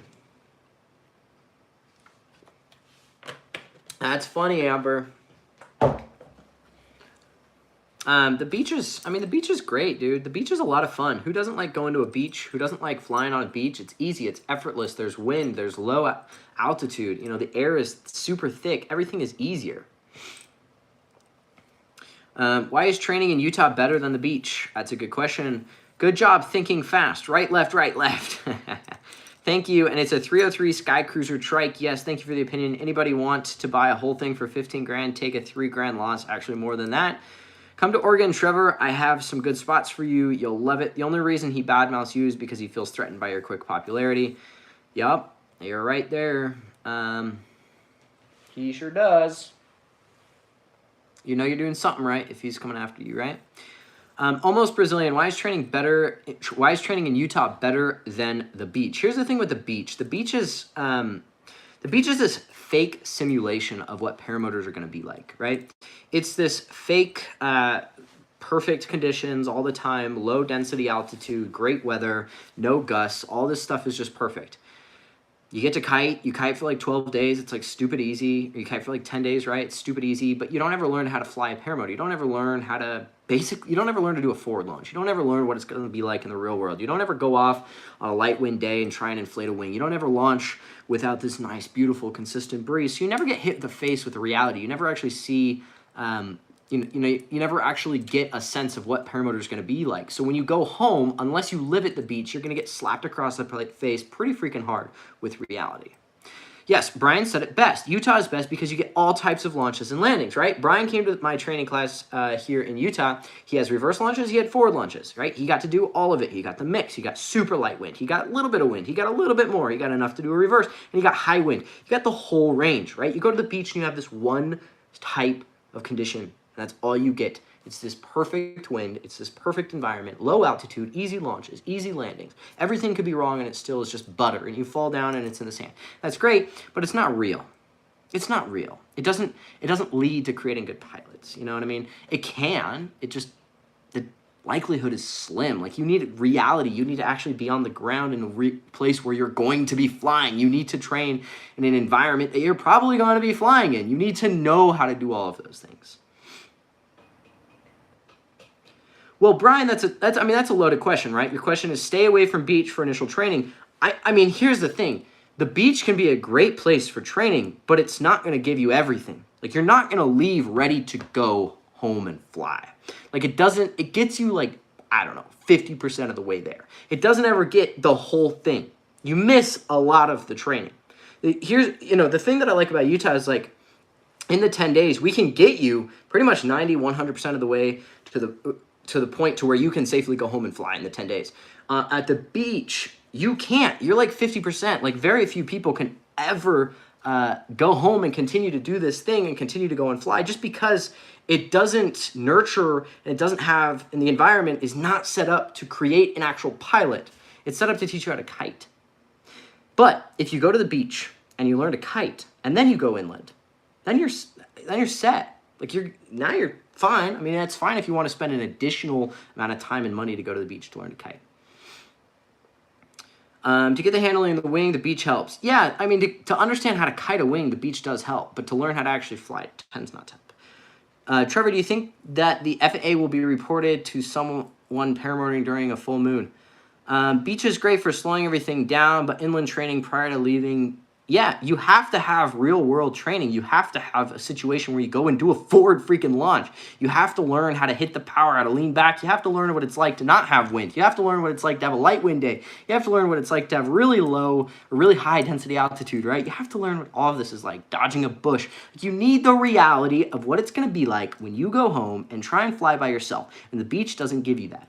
The beach is this fake simulation that teaches you to kite, and you think you're great, and then you go home, and then it's like, oh, here's the reality, slap, right across the face, because it doesn't show you what it's really like. It doesn't teach you what it's really like. Exactly, Clint, a bush. You got to avoid the bushes. First training at the beach is fine, right? Well, like, here's the thing. Go to the beach, but don't expect to leave ready to go home and fly.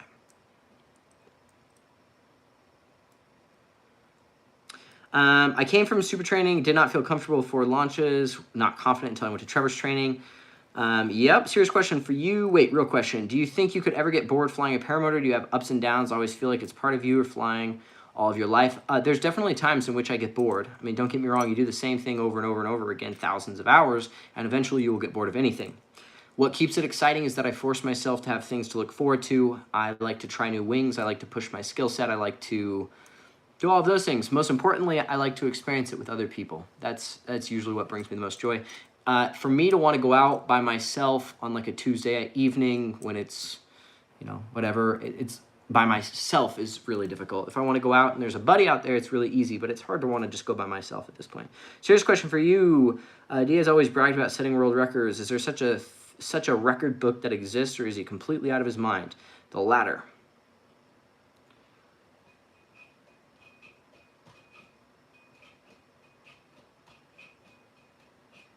Dylan, I mean, it's great at teaching you to kite, but it doesn't ever teach you to fly. Like, you never leave an actual competent pilot on how to fly a paramotor. You never actually learn how to do it. It is a fake simulation. It lies to you. It gives you a false sense of reality. And most of the time, you don't ever learn the things that you are actually going to do, right? You don't ever learn to do a forward launch, which, like, okay, it's just a small thing, right? Here's the thing, guys. If you don't know how to do a forward launch, if you don't ever learn how to do a forward launch at your training school, what's the likelihood that you're ever going to figure it out by yourself? What's the likelihood that you're going to go home and fly? Say you got 300 flights, whatever.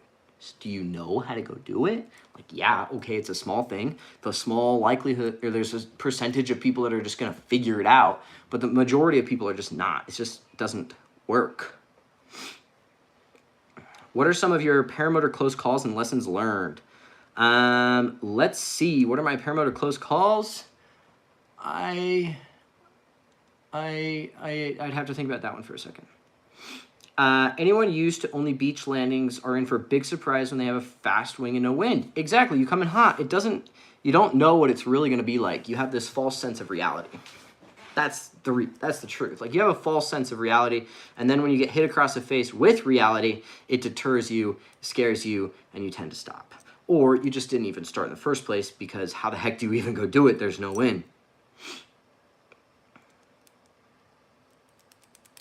But I digress. We don't need to talk about that stuff.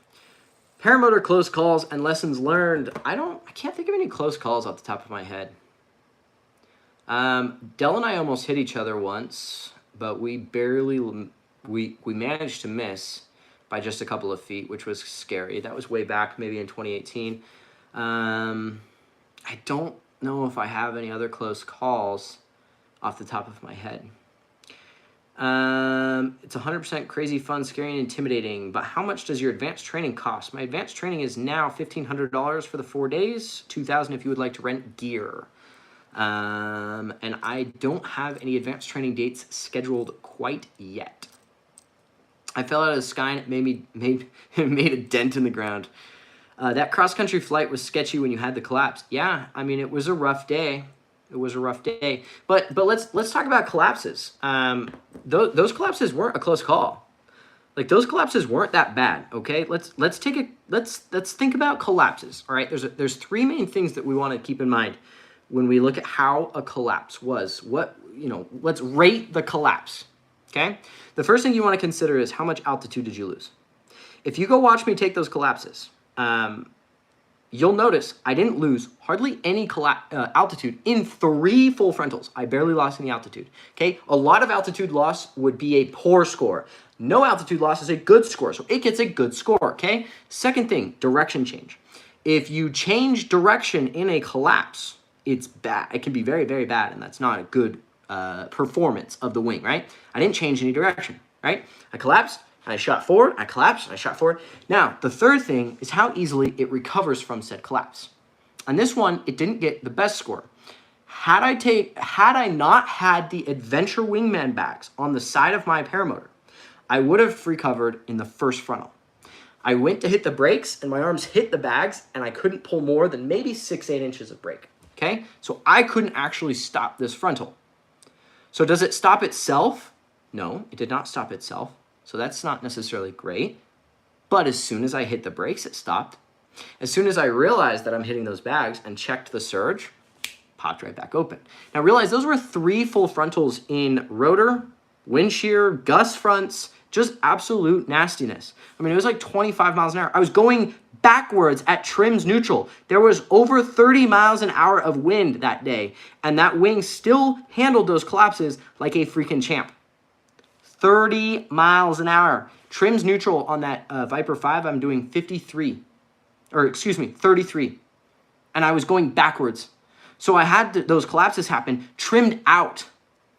I wasn't even trimmed in. I was trimmed out. Most wings receive their certification trimmed all the way in. Like an ENA glider is certified trimmed in. An ENB is certified trimmed in. Here I am on Ozone's hottest, most advanced at the time wing, right? The Viper 5, a 5.8 aspect ratio.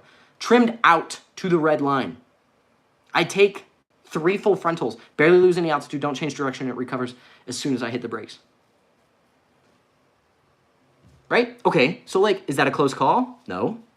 A close call would have been it collapsed, didn't open, and I nearly hit the ground and it barely recovered. No, it didn't do that. It was actually a very good recovery from a very high aspect ratio reflex wing. Those were 3 full frontals. And then we add to that, like I had several asymmetrical collapses that same day, probably 3 asymmetrical collapses that just popped right back open. I'm talking 50% collapses because this was a nasty day. Again, there were 30-mile-an-hour winds from the high Sierra Mountains, 11,000 foot, 12,000 foot peaks in front of me.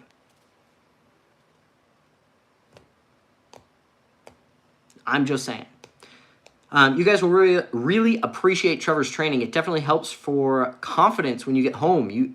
Usually you'll be on different gear in different situations. The training prepares you. I try to prepare you for what the real world's going to be like. Training's goal is to show you how to do it and help guide you through the process, build your confidence, your skill, and show you and help get you to the point where you are comfortable doing it yourself. Right? So one of the things that I really push for at the training class is like, hey man, I'm not going to do it for you. Like, I'm not going to hold your hand. Like, I'm not going to hook your wing up. I'm not going to walk your motor out. Sorry, that's not what it's going to be like when you're at home. No, you messed up. Okay, I'm sorry. You're going to need to fix that because at home, you're going to need to fix that. There's going to be situations where I'll fix it. Obviously, there's going to be it's just situational. But the whole goal of the training is to prepare you for what it's going to be like when you're at home. So when you go home and you hook up, it's not the first time. Man, you've done that for 10 days in a row. And when you go home and you inflate that wing, hit the power and fly away, guess what, man? You did that a dozen times by yourself. With me right there, button push, ready to say something. I didn't say a word. That gives you confidence. That shows you can freaking do it. If you never had that experience, when you go home and you try and fly by yourself, what is it going to be like? What is it going to be like? It's going to be difficult. I was saying about the collapse is one of your most bad things to happen, but it was perfectly safe with your skill set. I wouldn't just say it was perfectly safe with my skill set. Most anybody in any of these pilots, like Andrew, who's commenting right now, would have been totally fine in the same situation. Brian, the student that just commented, Brian, who came through my training class in August, he would have actually handled that just fine. Michael would have handled that just fine. I won't say I was anything special in that situation. The wing showed just how safe it was. Like, it didn't spin. It didn't lose a lot of altitude. That could have continued to happen for 5 minutes. Let's see. I agree with Brian. Trevor's advanced training will give you more confidence. You can focus on whatever you need. Definitely worth it. I appreciate that. I appreciate that. The advanced. I should tell you guys a story behind the advanced training. The advanced training, I started it because I realized that there wasn't any good resource for people wanting like level 2. Okay, I had the luck in my paramotor career. I got lucky enough that in my paramotor career, I flew with my instructor every single day. Every time I flew with my instructor. And what that showed me, what happened because of that, is that anytime I did something wrong, it was fixed, right? I wasn't allowed to continue to do something wrong. If he noticed something was wrong, he would fix it. Well, the whole goal of the advanced training was kind of the same thing. It's like as you leave your initial training and you go and you start to fly and maybe you build 30, 50, 100 hours, it's like you're going to pick up a bad habit here or there. You're going to start doing something wrong. Maybe there's just a small tweak that makes all the difference. That's the goal of the advanced training. How can I help take you to this next level? How can we fix these little tiny things? And how can I provide for you what was provided for me? Because I was so grateful for that. I was so grateful that I had someone standing there the entire time helping me through this difficult journey of becoming a paramotor pilot, helping correct anything that I did wrong. And so that's really why I created the advanced training. Is it's like, how can I help you?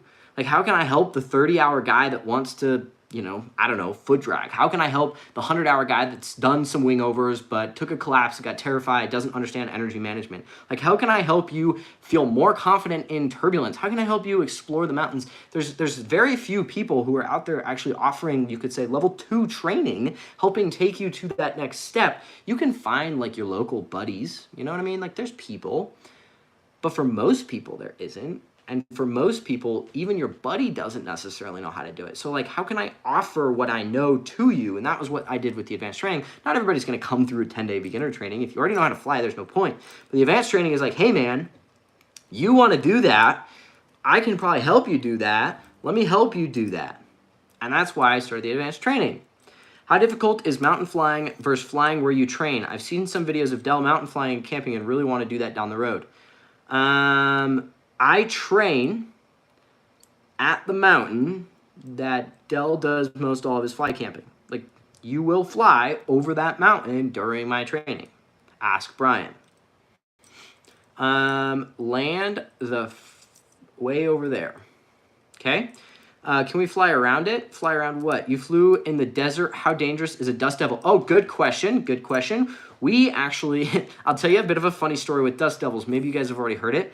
We land in Stovepipe, Death Valley in California, right? It's like negative 200 feet altitude, okay? We just battled horrible thermals and rotor for like 2 hours, doing a 70-mile flight, crabbing over a 7,000-foot mountain, meaning we're flying sideways. It's horrible, okay? We land, we look over, and there's probably like a 10-foot, 20-foot wide dust devil, like a mile away. Miro, the guy who created the Scout, looks at us and he goes, we need to start flying. We need to try and get to the next town. And Judson points at the dust devil and he goes, what do you think of that? And Miro turns and looks at us with a straight face and he goes, you can see it, just fly around it. That's true, okay? We laughed. We thought it was a joke. But then Judson and I are flying into Monument Valley. And there's dust devils popping off. And you know what was cool? Is we could see it. And we just went around it. Judson did get caught on the top of one. And it did cause his wing to collapse. And he just continued to fly. And everything was fine. So, there's that. But dust devils are scary.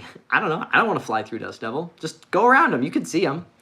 What do you think is a good wing for dealing with general turbulence with no drama, flying midday and such? I have about 1,000 hours PG and only 100 hours PPG. What do you fly now? My buddies are lazy. Hard to even get them to go fly. Fly around it. Exactly, Michael. A Canadian PPG pilot died in a dust devil. Yeah, they're dangerous. By no means are they safe to go fly. No, don't fly in a dust devil. Don't take this video as like yeah, you should go fly around dust devils. No, don't fly in a dust devil. Fly around them. Fly away from them. Don't fly if there's dust devils popping. That's what you should really know. The day that there was that 20-foot dust devil, we did not go fly. The only reason that we flew into Monument Valley when there was dust devils is because we had no choice. There was nowhere to land. We were not landing. So we climbed up. So when I do my advanced training, I'll be flying around the mountains on a trike. Am I going to have somewhere to land most of the time if my engine quits? Because I don't want to land on some rocks, you know? Todd, I don't know if you'll be flying around the mountains. That just depends on what you want to do. If you end up wanting to go fly around the mountains, then just don't land on the rocks.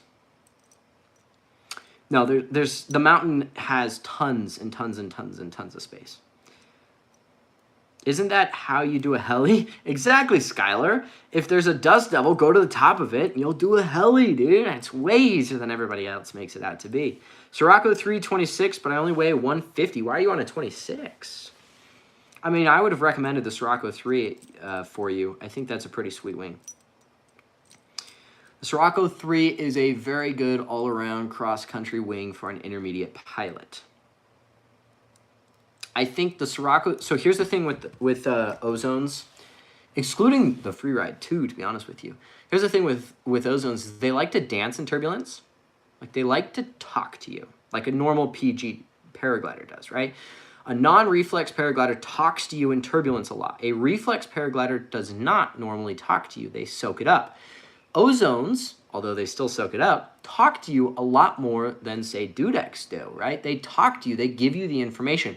And for a paraglider pilot, I like knowing what's going on. I like having this information feeding to me and allowing me to decide to do something or not versus dampening everything and silencing everything. If you want that, hit speed bar and you'll get that. Ozones do dance, though, a little bit more. I'm 55, don't really want to run fast, even though I'm fairly fit. Well, I mean, dude, 155 pounds, that puts you at like 210 pounds all the way up. That's like 95 kg. Dude, you could be on like a 22 Sirocco 3, and you'd probably appreciate that a lot more.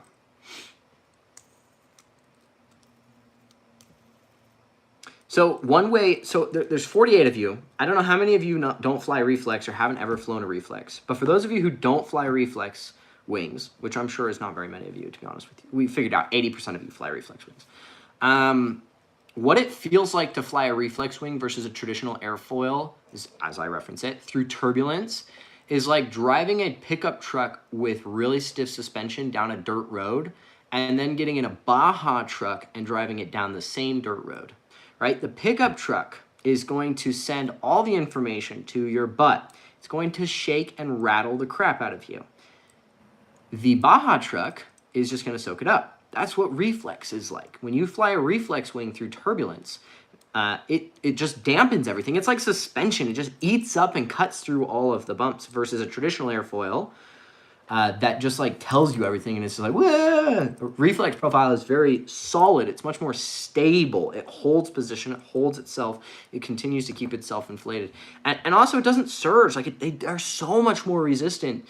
It does surge. That's a misstatement. It does still surge, but it stops itself. So another way I like to describe it is like when you're kiting on the beach. You know, imagine the wing surges, and I'm standing behind you with the brakes, and I just like check the surge, right? Or I'm flying, you're flying, and I'm just magically sitting behind you. The wing surges, and I go, boop, and I check the brakes for you. That's what Reflex feels like. When it goes to shoot forward, it's just like, nope. When it wants to bounce around, it's like, nope, nope, nope, nope, got it, nope, nope, nope. It doesn't let you. Like, it wants to save you. It's so much more resistant than a traditional airfoil to collapses. It's ridiculous. Risk versus reward. I want to fly in the mountains, but I want to land on the mountains. I've landed hard a few times. Crash not bad. Bent front fork. We'll get you all fixed up, Todd. The main goal of your trip out to me for the advanced training is really just going to be to refine those launches and landings. Paragliding is more dangerous than paramotoring. I would say that. With a full tank and boots and radio and all my crap, I'm actually like 110. But I hear what you're saying. Thank you, of course. Andrew likes it stiff. Very good. Way to go, Andrew. I can't wait. I'm on non-reflex. It's freaking awesome. I love freaking Reflex. I'll tell you, as soon as I flew a Reflex wing, guess what? All of a sudden, it's all I fly. I used to not fly Reflex wings. 150 hours plus, and I'm still on a SEMA Power Small. It picks up every bump. Yeah, that's true. They sure do. Those traditional airfoils, they bounce around quite a lot. Reflex does not. It soaks it up. Trevor, do you know how many active paramotor pilots are in the USA? Taylor, you missed the start of this conversation. We talked about stats. There is roughly anywhere from 3,000 to 10,000 active pilots. I think it's closer to 3,000 to 5,000. We're just going to say 3,000. All right? I think there's 3,000 active paramotor pilots flying every single year. 80% of paramotor pilots fly on Reflex wings. That's roughly 2,400 for easy math. We could call it 25, but it's roughly 2,400 pilots flying on Reflex wings. One time I flew the Dominator in midday conditions at Salton Sea, and thermals hit me right off, rocked me, took a 50% collapse 15 feet off the deck. Nice, Andrew. Let's see, Todd, I fly Da Vinci 34. I like flying now like my Dominator, but I trust it better, especially after he flew it across the, what? I like the Da Vinci better. I trust it better, especially after he flew it across the United States. I can't think of a name, but okay. Fantastic. The Da Vinci, I think it was J.T. Wardle who flew that. What are your thoughts on APCO? No one seems to talk about them. I've got 75 hours on an easy Lift are a really nice wing. I think they're great. I don't like them as much as other wings, but I think they're great. It was wild. You think a Reflex would have not done that? I probably not, Andrew. It probably wouldn't have collapsed, but I would have to have seen you take the collapse. And here's the thing: if you had been on the Viper 5, it would have just popped right back open. Like if you had been on the 18-meter Viper 5 in that same situation, assuming it was anything like how all my 50% collapses that I took on the Adventure Wingman, which are probably half a dozen, it would have just popped right back open. I have a hybrid tandem, hybrid small, and an F3. I have no experience with APCO, so I cannot answer any questions about APCO. What are my thoughts on gravity paramotors? I don't prefer gravity paramotors. I think that there are paramotors that for me fit my style better than Gravity does. What is the disadvantage of having a 26 versus like a 22 for someone like me? The only disadvantage to a 26 is it's going to roll slower, fly slower. When you're new, you won't care. As you progress, you'll get bored. Andrew, same thing would have happened if you had been on the Viper 5, assuming it was anything like the absolutely horrendous collapses that I had taken on the Wingman Challenge. I took a collapse over Factory View. Like, go watch my collapse video again. I include 2 days of collapses, right? I took a 50% collapse, and by the time I looked up, it was like, boop, popped right back out. I didn't do a backflip 180. What? No way. No way. Clint, the 26 will be just fine for you, Clint. I'm not saying it's going to suck. It just you will grow out of it quicker than you would grow out of like a 24 or a 22, which is fine. I mean, it'll probably take you like a year or so to do so. I don't know how much you plan to fly. I don't know how much you fly. We should go flying together, Clint. I think I messaged you a couple days ago about that. I think I should put together a Utah Paramotor Pilots group chat, and we should go fly. Because I want to go fly with you. I have more flying friends. I love flying friends. And a wind will blow you away on a large wing. Yeah, that's also another thing. Yeah, so the disadvantage to having a larger wing is that if the wind picks up for whatever reason, you have less penetration. Well, Michael, you live in Oregon. What am I supposed to do? I can't believe 50 of you are still watching. I am impressed. Either I am that entertaining or there's nothing else going on. Taylor, I want to ask, have you flown any other brand of wings? Like, have you flown Ozone wings? Have you flown 2-deck wings? Have you flown other wings? Because one thing that I always ask myself is that consumers are usually pretty good at identifying what the better products are, right? Nobody flies APCO. What does that mean, right? If it was really good, don't you think we'd see more people flying APCO? I'd love to fly APCO if it was better. I'm not saying it's better. I'm not saying it's not. I don't know. But I'd be totally open to flying it if it was better. I feel like more people would be flying APCO if it was better. I mean, right? Don't you think so? I don't know. Can't say I have an opinion on APCO. Great information that you're providing us. I'm glad, Brian. I'm glad. Your oat that boring. Nice. I don't know what oat means. I'm going to take it not. And we love talking about flying. Yeah, there's nothing more fun than talking about flying. APCO sizes their wings by just chopping cells off instead of scaling it. Interesting. Have you flown motors more powerful than a Moster? What do you think? I have flown a Simonini 250. That was the largest motor I had ever flown. I flew it for 15 minutes. I can't say I have an opinion. Your initial course price, including equipment, $16,480 is the whole price. Out the door, package, training, and equipment. Have you flown an SP-140? I have not flown an SP-140. Our second favorite hobby is talking about our first favorite hobby. Matt, you are so right. You were so right, Matt. What a good guy, you. Brian, if your question was just the training, it's $31.47. If your question is training and equipment, it's the $16,480. It was $16,420, which I thought was funny. But then I changed props because I like the Helix better than the E-prop. And I recommend the Helix over the E-prop. You guys want to talk about props for a second? I could talk about props. I could share you my opinion is what I've learned. I've learned a lot about props. First off, if 130 v 140, why is 420 funny? Michael, oh yeah, whatever, Michael. I know you know. First off, props, okay? If you're looking for peak efficiency and power, take your prop tape off. Take the prop tape off. When we were on the Adventure Wingman, we burned like a lot more fuel when we had the prop tape on. It wasn't until we pulled the prop tape off that we realized the prop tape was killing our efficiency. So we pulled the prop tape off, it gave us more power. Now, the only reason you would want to run prop tape, and why I still choose to run prop tape, is if you foot drag, if you fly over rocks, if you fly anywhere where you might put something into the propeller, it's worth it to have that layer of defense. If not, you're just trying to get the peak performance, take the prop tape off. Now, that only applies to you putting the prop tape on. Like E-props, when they put prop tape on, they put it on like perfectly. Like I do not see, on a thrust tester, I never saw a decrease in power with prop tape or no prop tape on an E-prop.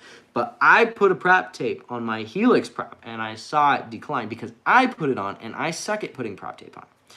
Now, there was another question, 140 versus 130. I am sober, it's great. Thanks for the live, Trevor. Yes to props. I had my first big collapse and I was surprised at how easily I was able to recover. I caused it myself and it was violent, but the wing opened right back up. Look at that. No backflip 180, everybody. So you would have equipment. So you would have the equipment at the 3147 price. Brian, yes, you would have my equipment to use for the entire class at the 3147 price. You wouldn't have equipment to take home, but you would have all of my stuff to use.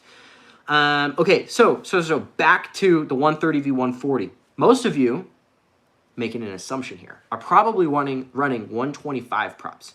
Those are the most popular prop size. If you're not running a 125, there's a slim chance you're running a 130.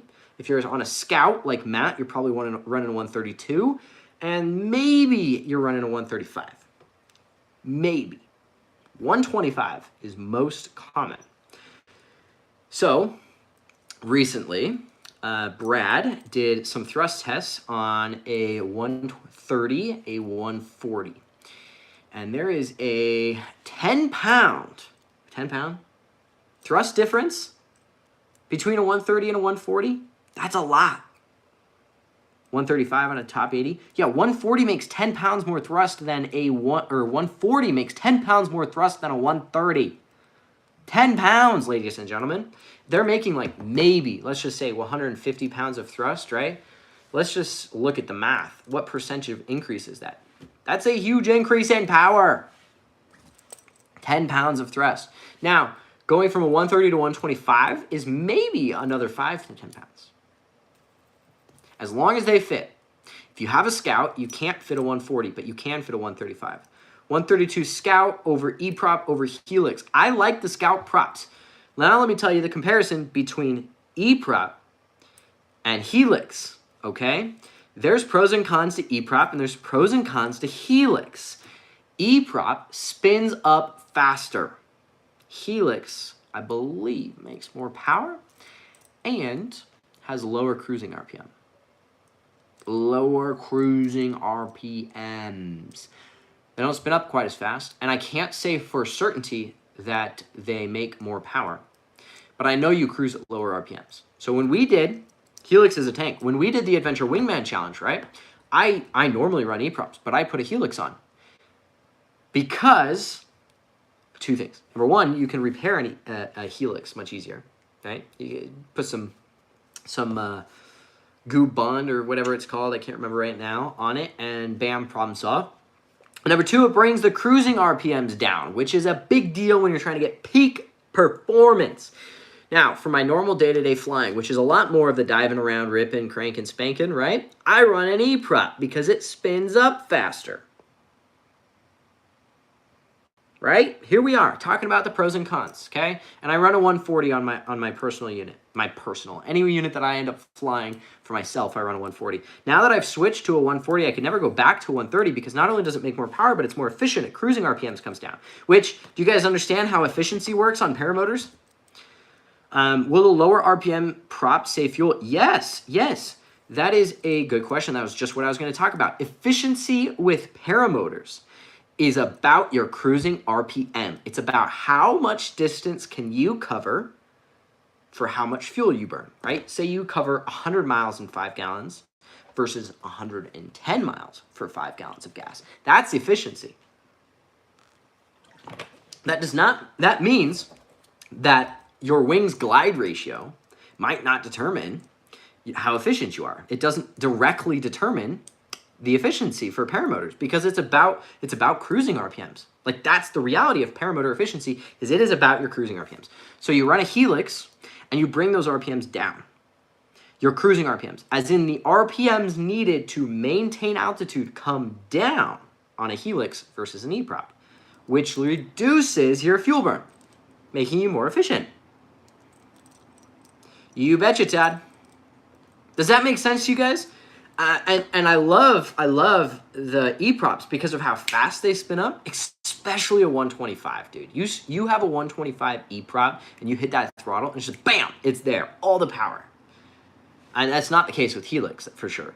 But Helix is more about cruising RPMs. It's more about efficiency. Does anyone fly with smoke systems anymore? I think smoke systems are just like a fad, you could say, right? It just isn't anything worth actually investing time, money, and effort into. Yeah.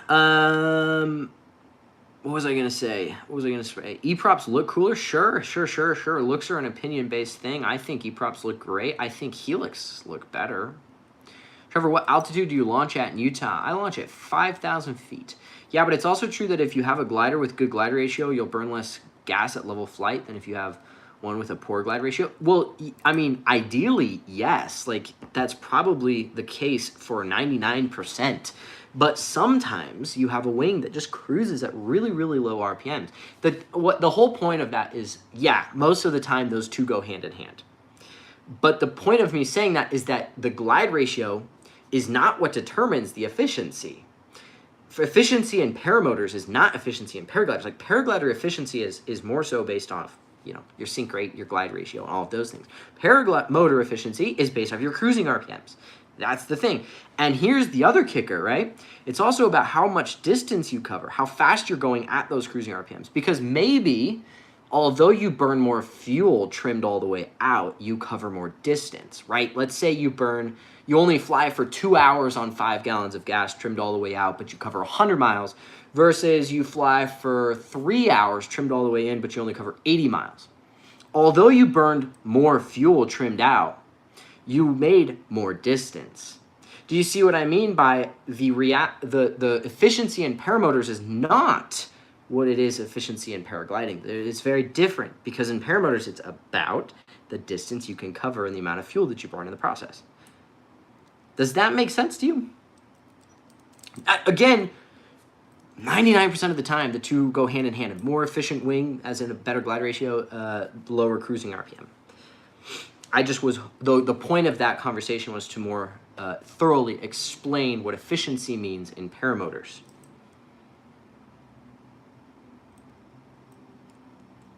Nice. Dominator uses no gas. Dude, Dominator goes off, what is it? Nuclear fuel. Dominator uses nuclear fuel. There's no such thing as gas needed to fly a Dominator. E-props look way cooler. That's your opinion, not mine. And I'm glad that you have an opinion, Michael. I'm glad you have one.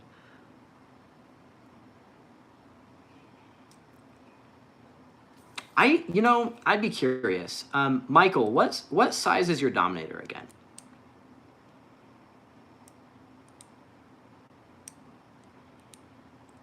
Michael, I'm pretty sure it's extra small. If my memory is not fading me, you fly an extra small. I want to know what your cruising RPMs are, Michael. Do you guys have tachometers on your motors? 22? There's no such thing as a 22, Michael. It's either 21 or it's 23, Michael. Extra small, so it's 21. Ego powers them. Dude, you got that right, Skylar. Ego powers those Dominators, man. They never stop. A Dominator will fly 100 miles on 1 ounce of gas. Dude, not even 1 ounce, dude. A drop. Trevor, what oil do you use? Only Dominator oil, obviously. Actually, I use Redline. No tach. Sorry, 21. I think everybody should have a tachometer. I don't know why I thought of that, but I think everybody should have a tachometer. And there's a couple reasons, and I think everybody should have it on their throttle, unless, and I'll tell you the unless in a second. But I think everybody should have a tachometer on your throttle because it allows you to monitor, as long as the tach is also an RPM gauge, it allows you to monitor your RPMs. And this is going to come in handy if you're ever trying to do some form of cross-country. Now, it's going to walk you down tach and hour meter. Yes, they can come in as one. I think Hardline makes them. This is nice if you're trying to go on a cross-country because you want to know what you're cruising at. You want to know what your RPMs are because it's going to give you a gauge on how long you have based on how much fuel you brought. You know, if you're cruising at 7,000 RPMs, you're going to be burning like 7 liters an hour. There's actually a chart. I can send you the chart if you guys want it, that shows you the RPM burn, right? So you want to know what your RPMs are. The only reason you wouldn't want a tachometer is if you're the kind of guy that's going to look at it and it's like, oh, I'm 220 RPMs low, I must have to retune my carb. If you're that guy, don't have a tachometer. So true. When I'm in full reflex, I feel like my wing cuts through gusts much easier than traditional wings. Yeah, that's true. It does. Do you think it's smart to run a CHT? It makes me not trust a spark plug cylinder, a seal. What is a CHT? Excuse my ignorance. Got attacked with a cylinder head temp. Oh, that's what it is. Haha. No, I don't think it's worth having one of those. Is it? I mean, sure, like, why not? But I don't run one. The only useful thing I would see for that is, I mean, it gives you more information. Information can be your friend, right? It can tell you when you're at an RP or a temperature that's good to run it up, so you don't run it up when it's cold. And it also tell you if you're running it a little hot, which is nice. But I've never burned an engine, and I fly full throttle like all the time, and so I don't think it's necessary. But I do also think an hour meter is necessary. And here's why, okay? I have 2 paramotors with hour meters and 1 without hour meters. If you're tuning your high jet, true, but you can do it other ways, I guess.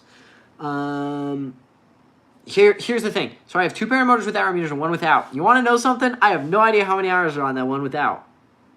I know exactly how many are on the other 2, but I have no idea how many are on the other one.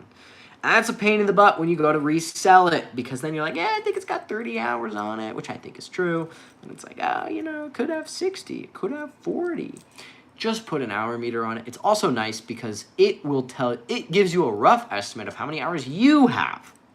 And it gives you a good estimate of your maintenance schedules. Like, you should change a spark plug. I change a spark plug every 10 hours. When I have a tack, guess what? I can see when it's been 10 hours. Drew, yeah, I do. I put it on my throttle. I put it, where do I stick it? It's like, I run the off-grid aviation throttle, you know, and it's like the L shape. I stick it right at the bottom. That way, when I'm cruising, I can look over at it. Scout puts it in a cool spot, and that's on the shoulder strap, like right here. So it's underneath the strap. You kind of lift it up and look at it. Both ways work. I like the throttle. Do we have to run further during launch if you are on a beginner wing? It has nothing to do with beginner or advanced wing. It has everything to do with wing loading. Wing loading, weight, and altitude. Have you ever had a water landing? Yeah, I had one this year. It was the first time I've ever had a water landing. And it was also the first motor out I had had since I was 13 in 2012. I've had 2 motor outs. Pretty sure 2. And the first one was on my second ever flight down in Mexico. I was 13 years old. It was right after takeoff. And then the second motor out I've ever had was this year, my first ever flight on an ITV Piper over Utah Lake, and I managed to land 2 feet from shore. Oh dear. You should watch the video. Let me see if I have it on my channel real quick. I'm not going to be able to see your guys' comments for a second. Because it is actually a really fun video. You'll laugh because I get so close to the shore, and it's just, I just don't know how I got so lucky. Aha, it is. It's on my channel. Okay, I'm going to link it. You guys want to see me land in the water? Here's a video of me landing in the water. The first 19 seconds is me landing in the water. That's all you need to watch. You can watch the rest if you want, but that's me landing in the water. Now, I dive around back and forth from next to the shoreline all the time, and you can see that in the diving back and forth, I typically carry a lot of energy. And so because I have all this energy, I can simply carry it around to the shore. Now, as the instructor that I am, I recommend that you fly with flotation or do not fly over water in a situation in which you'll have to have a water landing because it is unsafe. Like we mentioned earlier in this video, that the most common ways of death by paramotor is low acro, water, power lines, in-flight collisions, right? Water is on there. Water is pretty dangerous. Let's not play unnecessarily over water. It is a risk. Is it worth it? Sometimes, maybe. It's fun. But there's two things you can do to reduce your risk over water. Okay? There's two things you can do to bring down the risk level of flying with over water. Number one is flotation. Number two is a quick release harness. Matthew, that video was posted like in March or something. It was posted a long time ago. Let me see. I'll find you a date on that real quick. Oh, I could probably just click this link. Sorry, on my computer. It's next to me. That video was posted in April, Matthew. That was a while ago. Yeah, shore landing. You can see I carry the energy around. Like, the wing has energy in those dives. If you're diving back and forth along the shoreline, hypothetically, like I did, you can get pretty freaking close. Now, let me tell you this, guys, all right? I don't have a ton of experience with water landings. In fact, that's the only water landing I've ever done. But from the people that I know that have had water landings, it is highly suggested that you don't flare into the water. Or that if you do, you throw the hands up and let the wing overfly you. Also, know this. If you're flying near water and it's moving water, always fly downstream. Never fly upstream. Yes, Skylar, 100% flotation is a must. I think flotation and a quick release harness are both a very, very, very good tool for flying over water, as well as a hook knife. I think a hook knife is highly underrated. Like, you can get a hook knife on Amazon for like no money.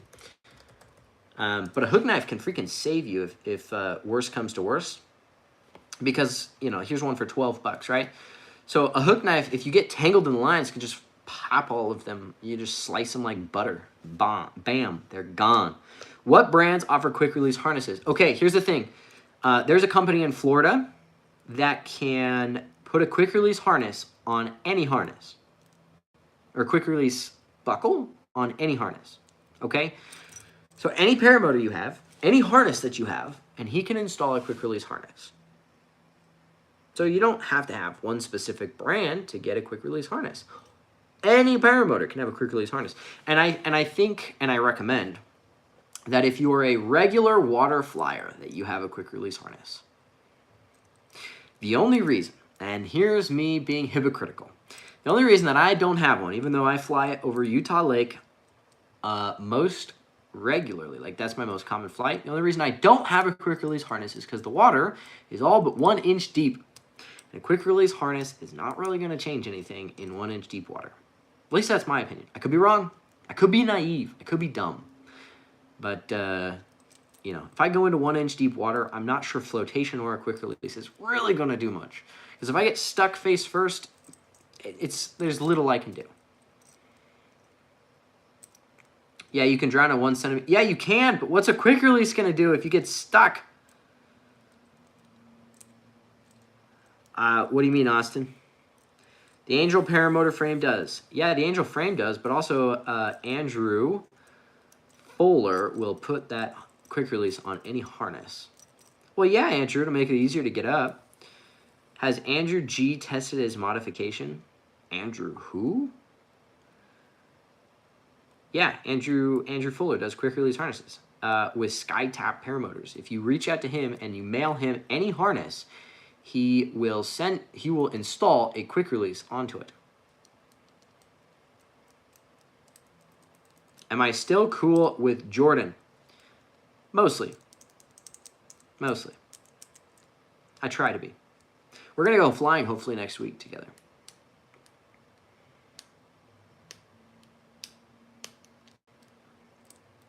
Holy cow. Is it really 8:30? Have I been going for 2.5 hours? An hour or 143 minutes. Oops. I was only going to go for an hour, but I guess the talkaholic in me can just keep on going. It's 9:30 here. Yeah, I should probably go to bed. Hopefully this was some good entertainment for you guys. If you guys have any final questions before I sign off, I'll probably do another one of these in a week or so. I think it's valuable. It's valuable for me to do this. I can talk to you guys and answer questions. Well, thank you, Tom, for hanging out with me. Imagine if Jordan flew with you and then he started flying Ozones. Thanks for all the info. I like it. Go Trevor. Thanks for sharing knowledge. Is Utah not MST? Not really sure what MST means. Maybe I do. Maybe I don't. I'm just Not sure. Mountain Standard Time? Yeah, it's 8:30. That's sorry, Andrew. Totally overlooked that. Cool. Alrighty. See you later, Skylar. Buy stuff from Trevor. Thank you, Andrew. Alright, guys. I'll see you all later. I sent you a text so you can reach out to me regarding t-shirt designs. Fantastic. I'll probably reach out to you tomorrow. I'm going to go spend some time with the girlfriend. Told her this was only going to be an hour, and here I am 2.5 hours later. Hopefully she doesn't get mad. You guys were worth it. Thank you. I will do another live stream, and maybe I'll do another one before Christmas, okay? I get super nervous to do them, but I will do another one before Christmas, and I'll figure out how to turn my phone sideways. I promise. I'm going to figure out how to do that. All right, guys. Thank you. And I will see you guys in the next live stream. How do I turn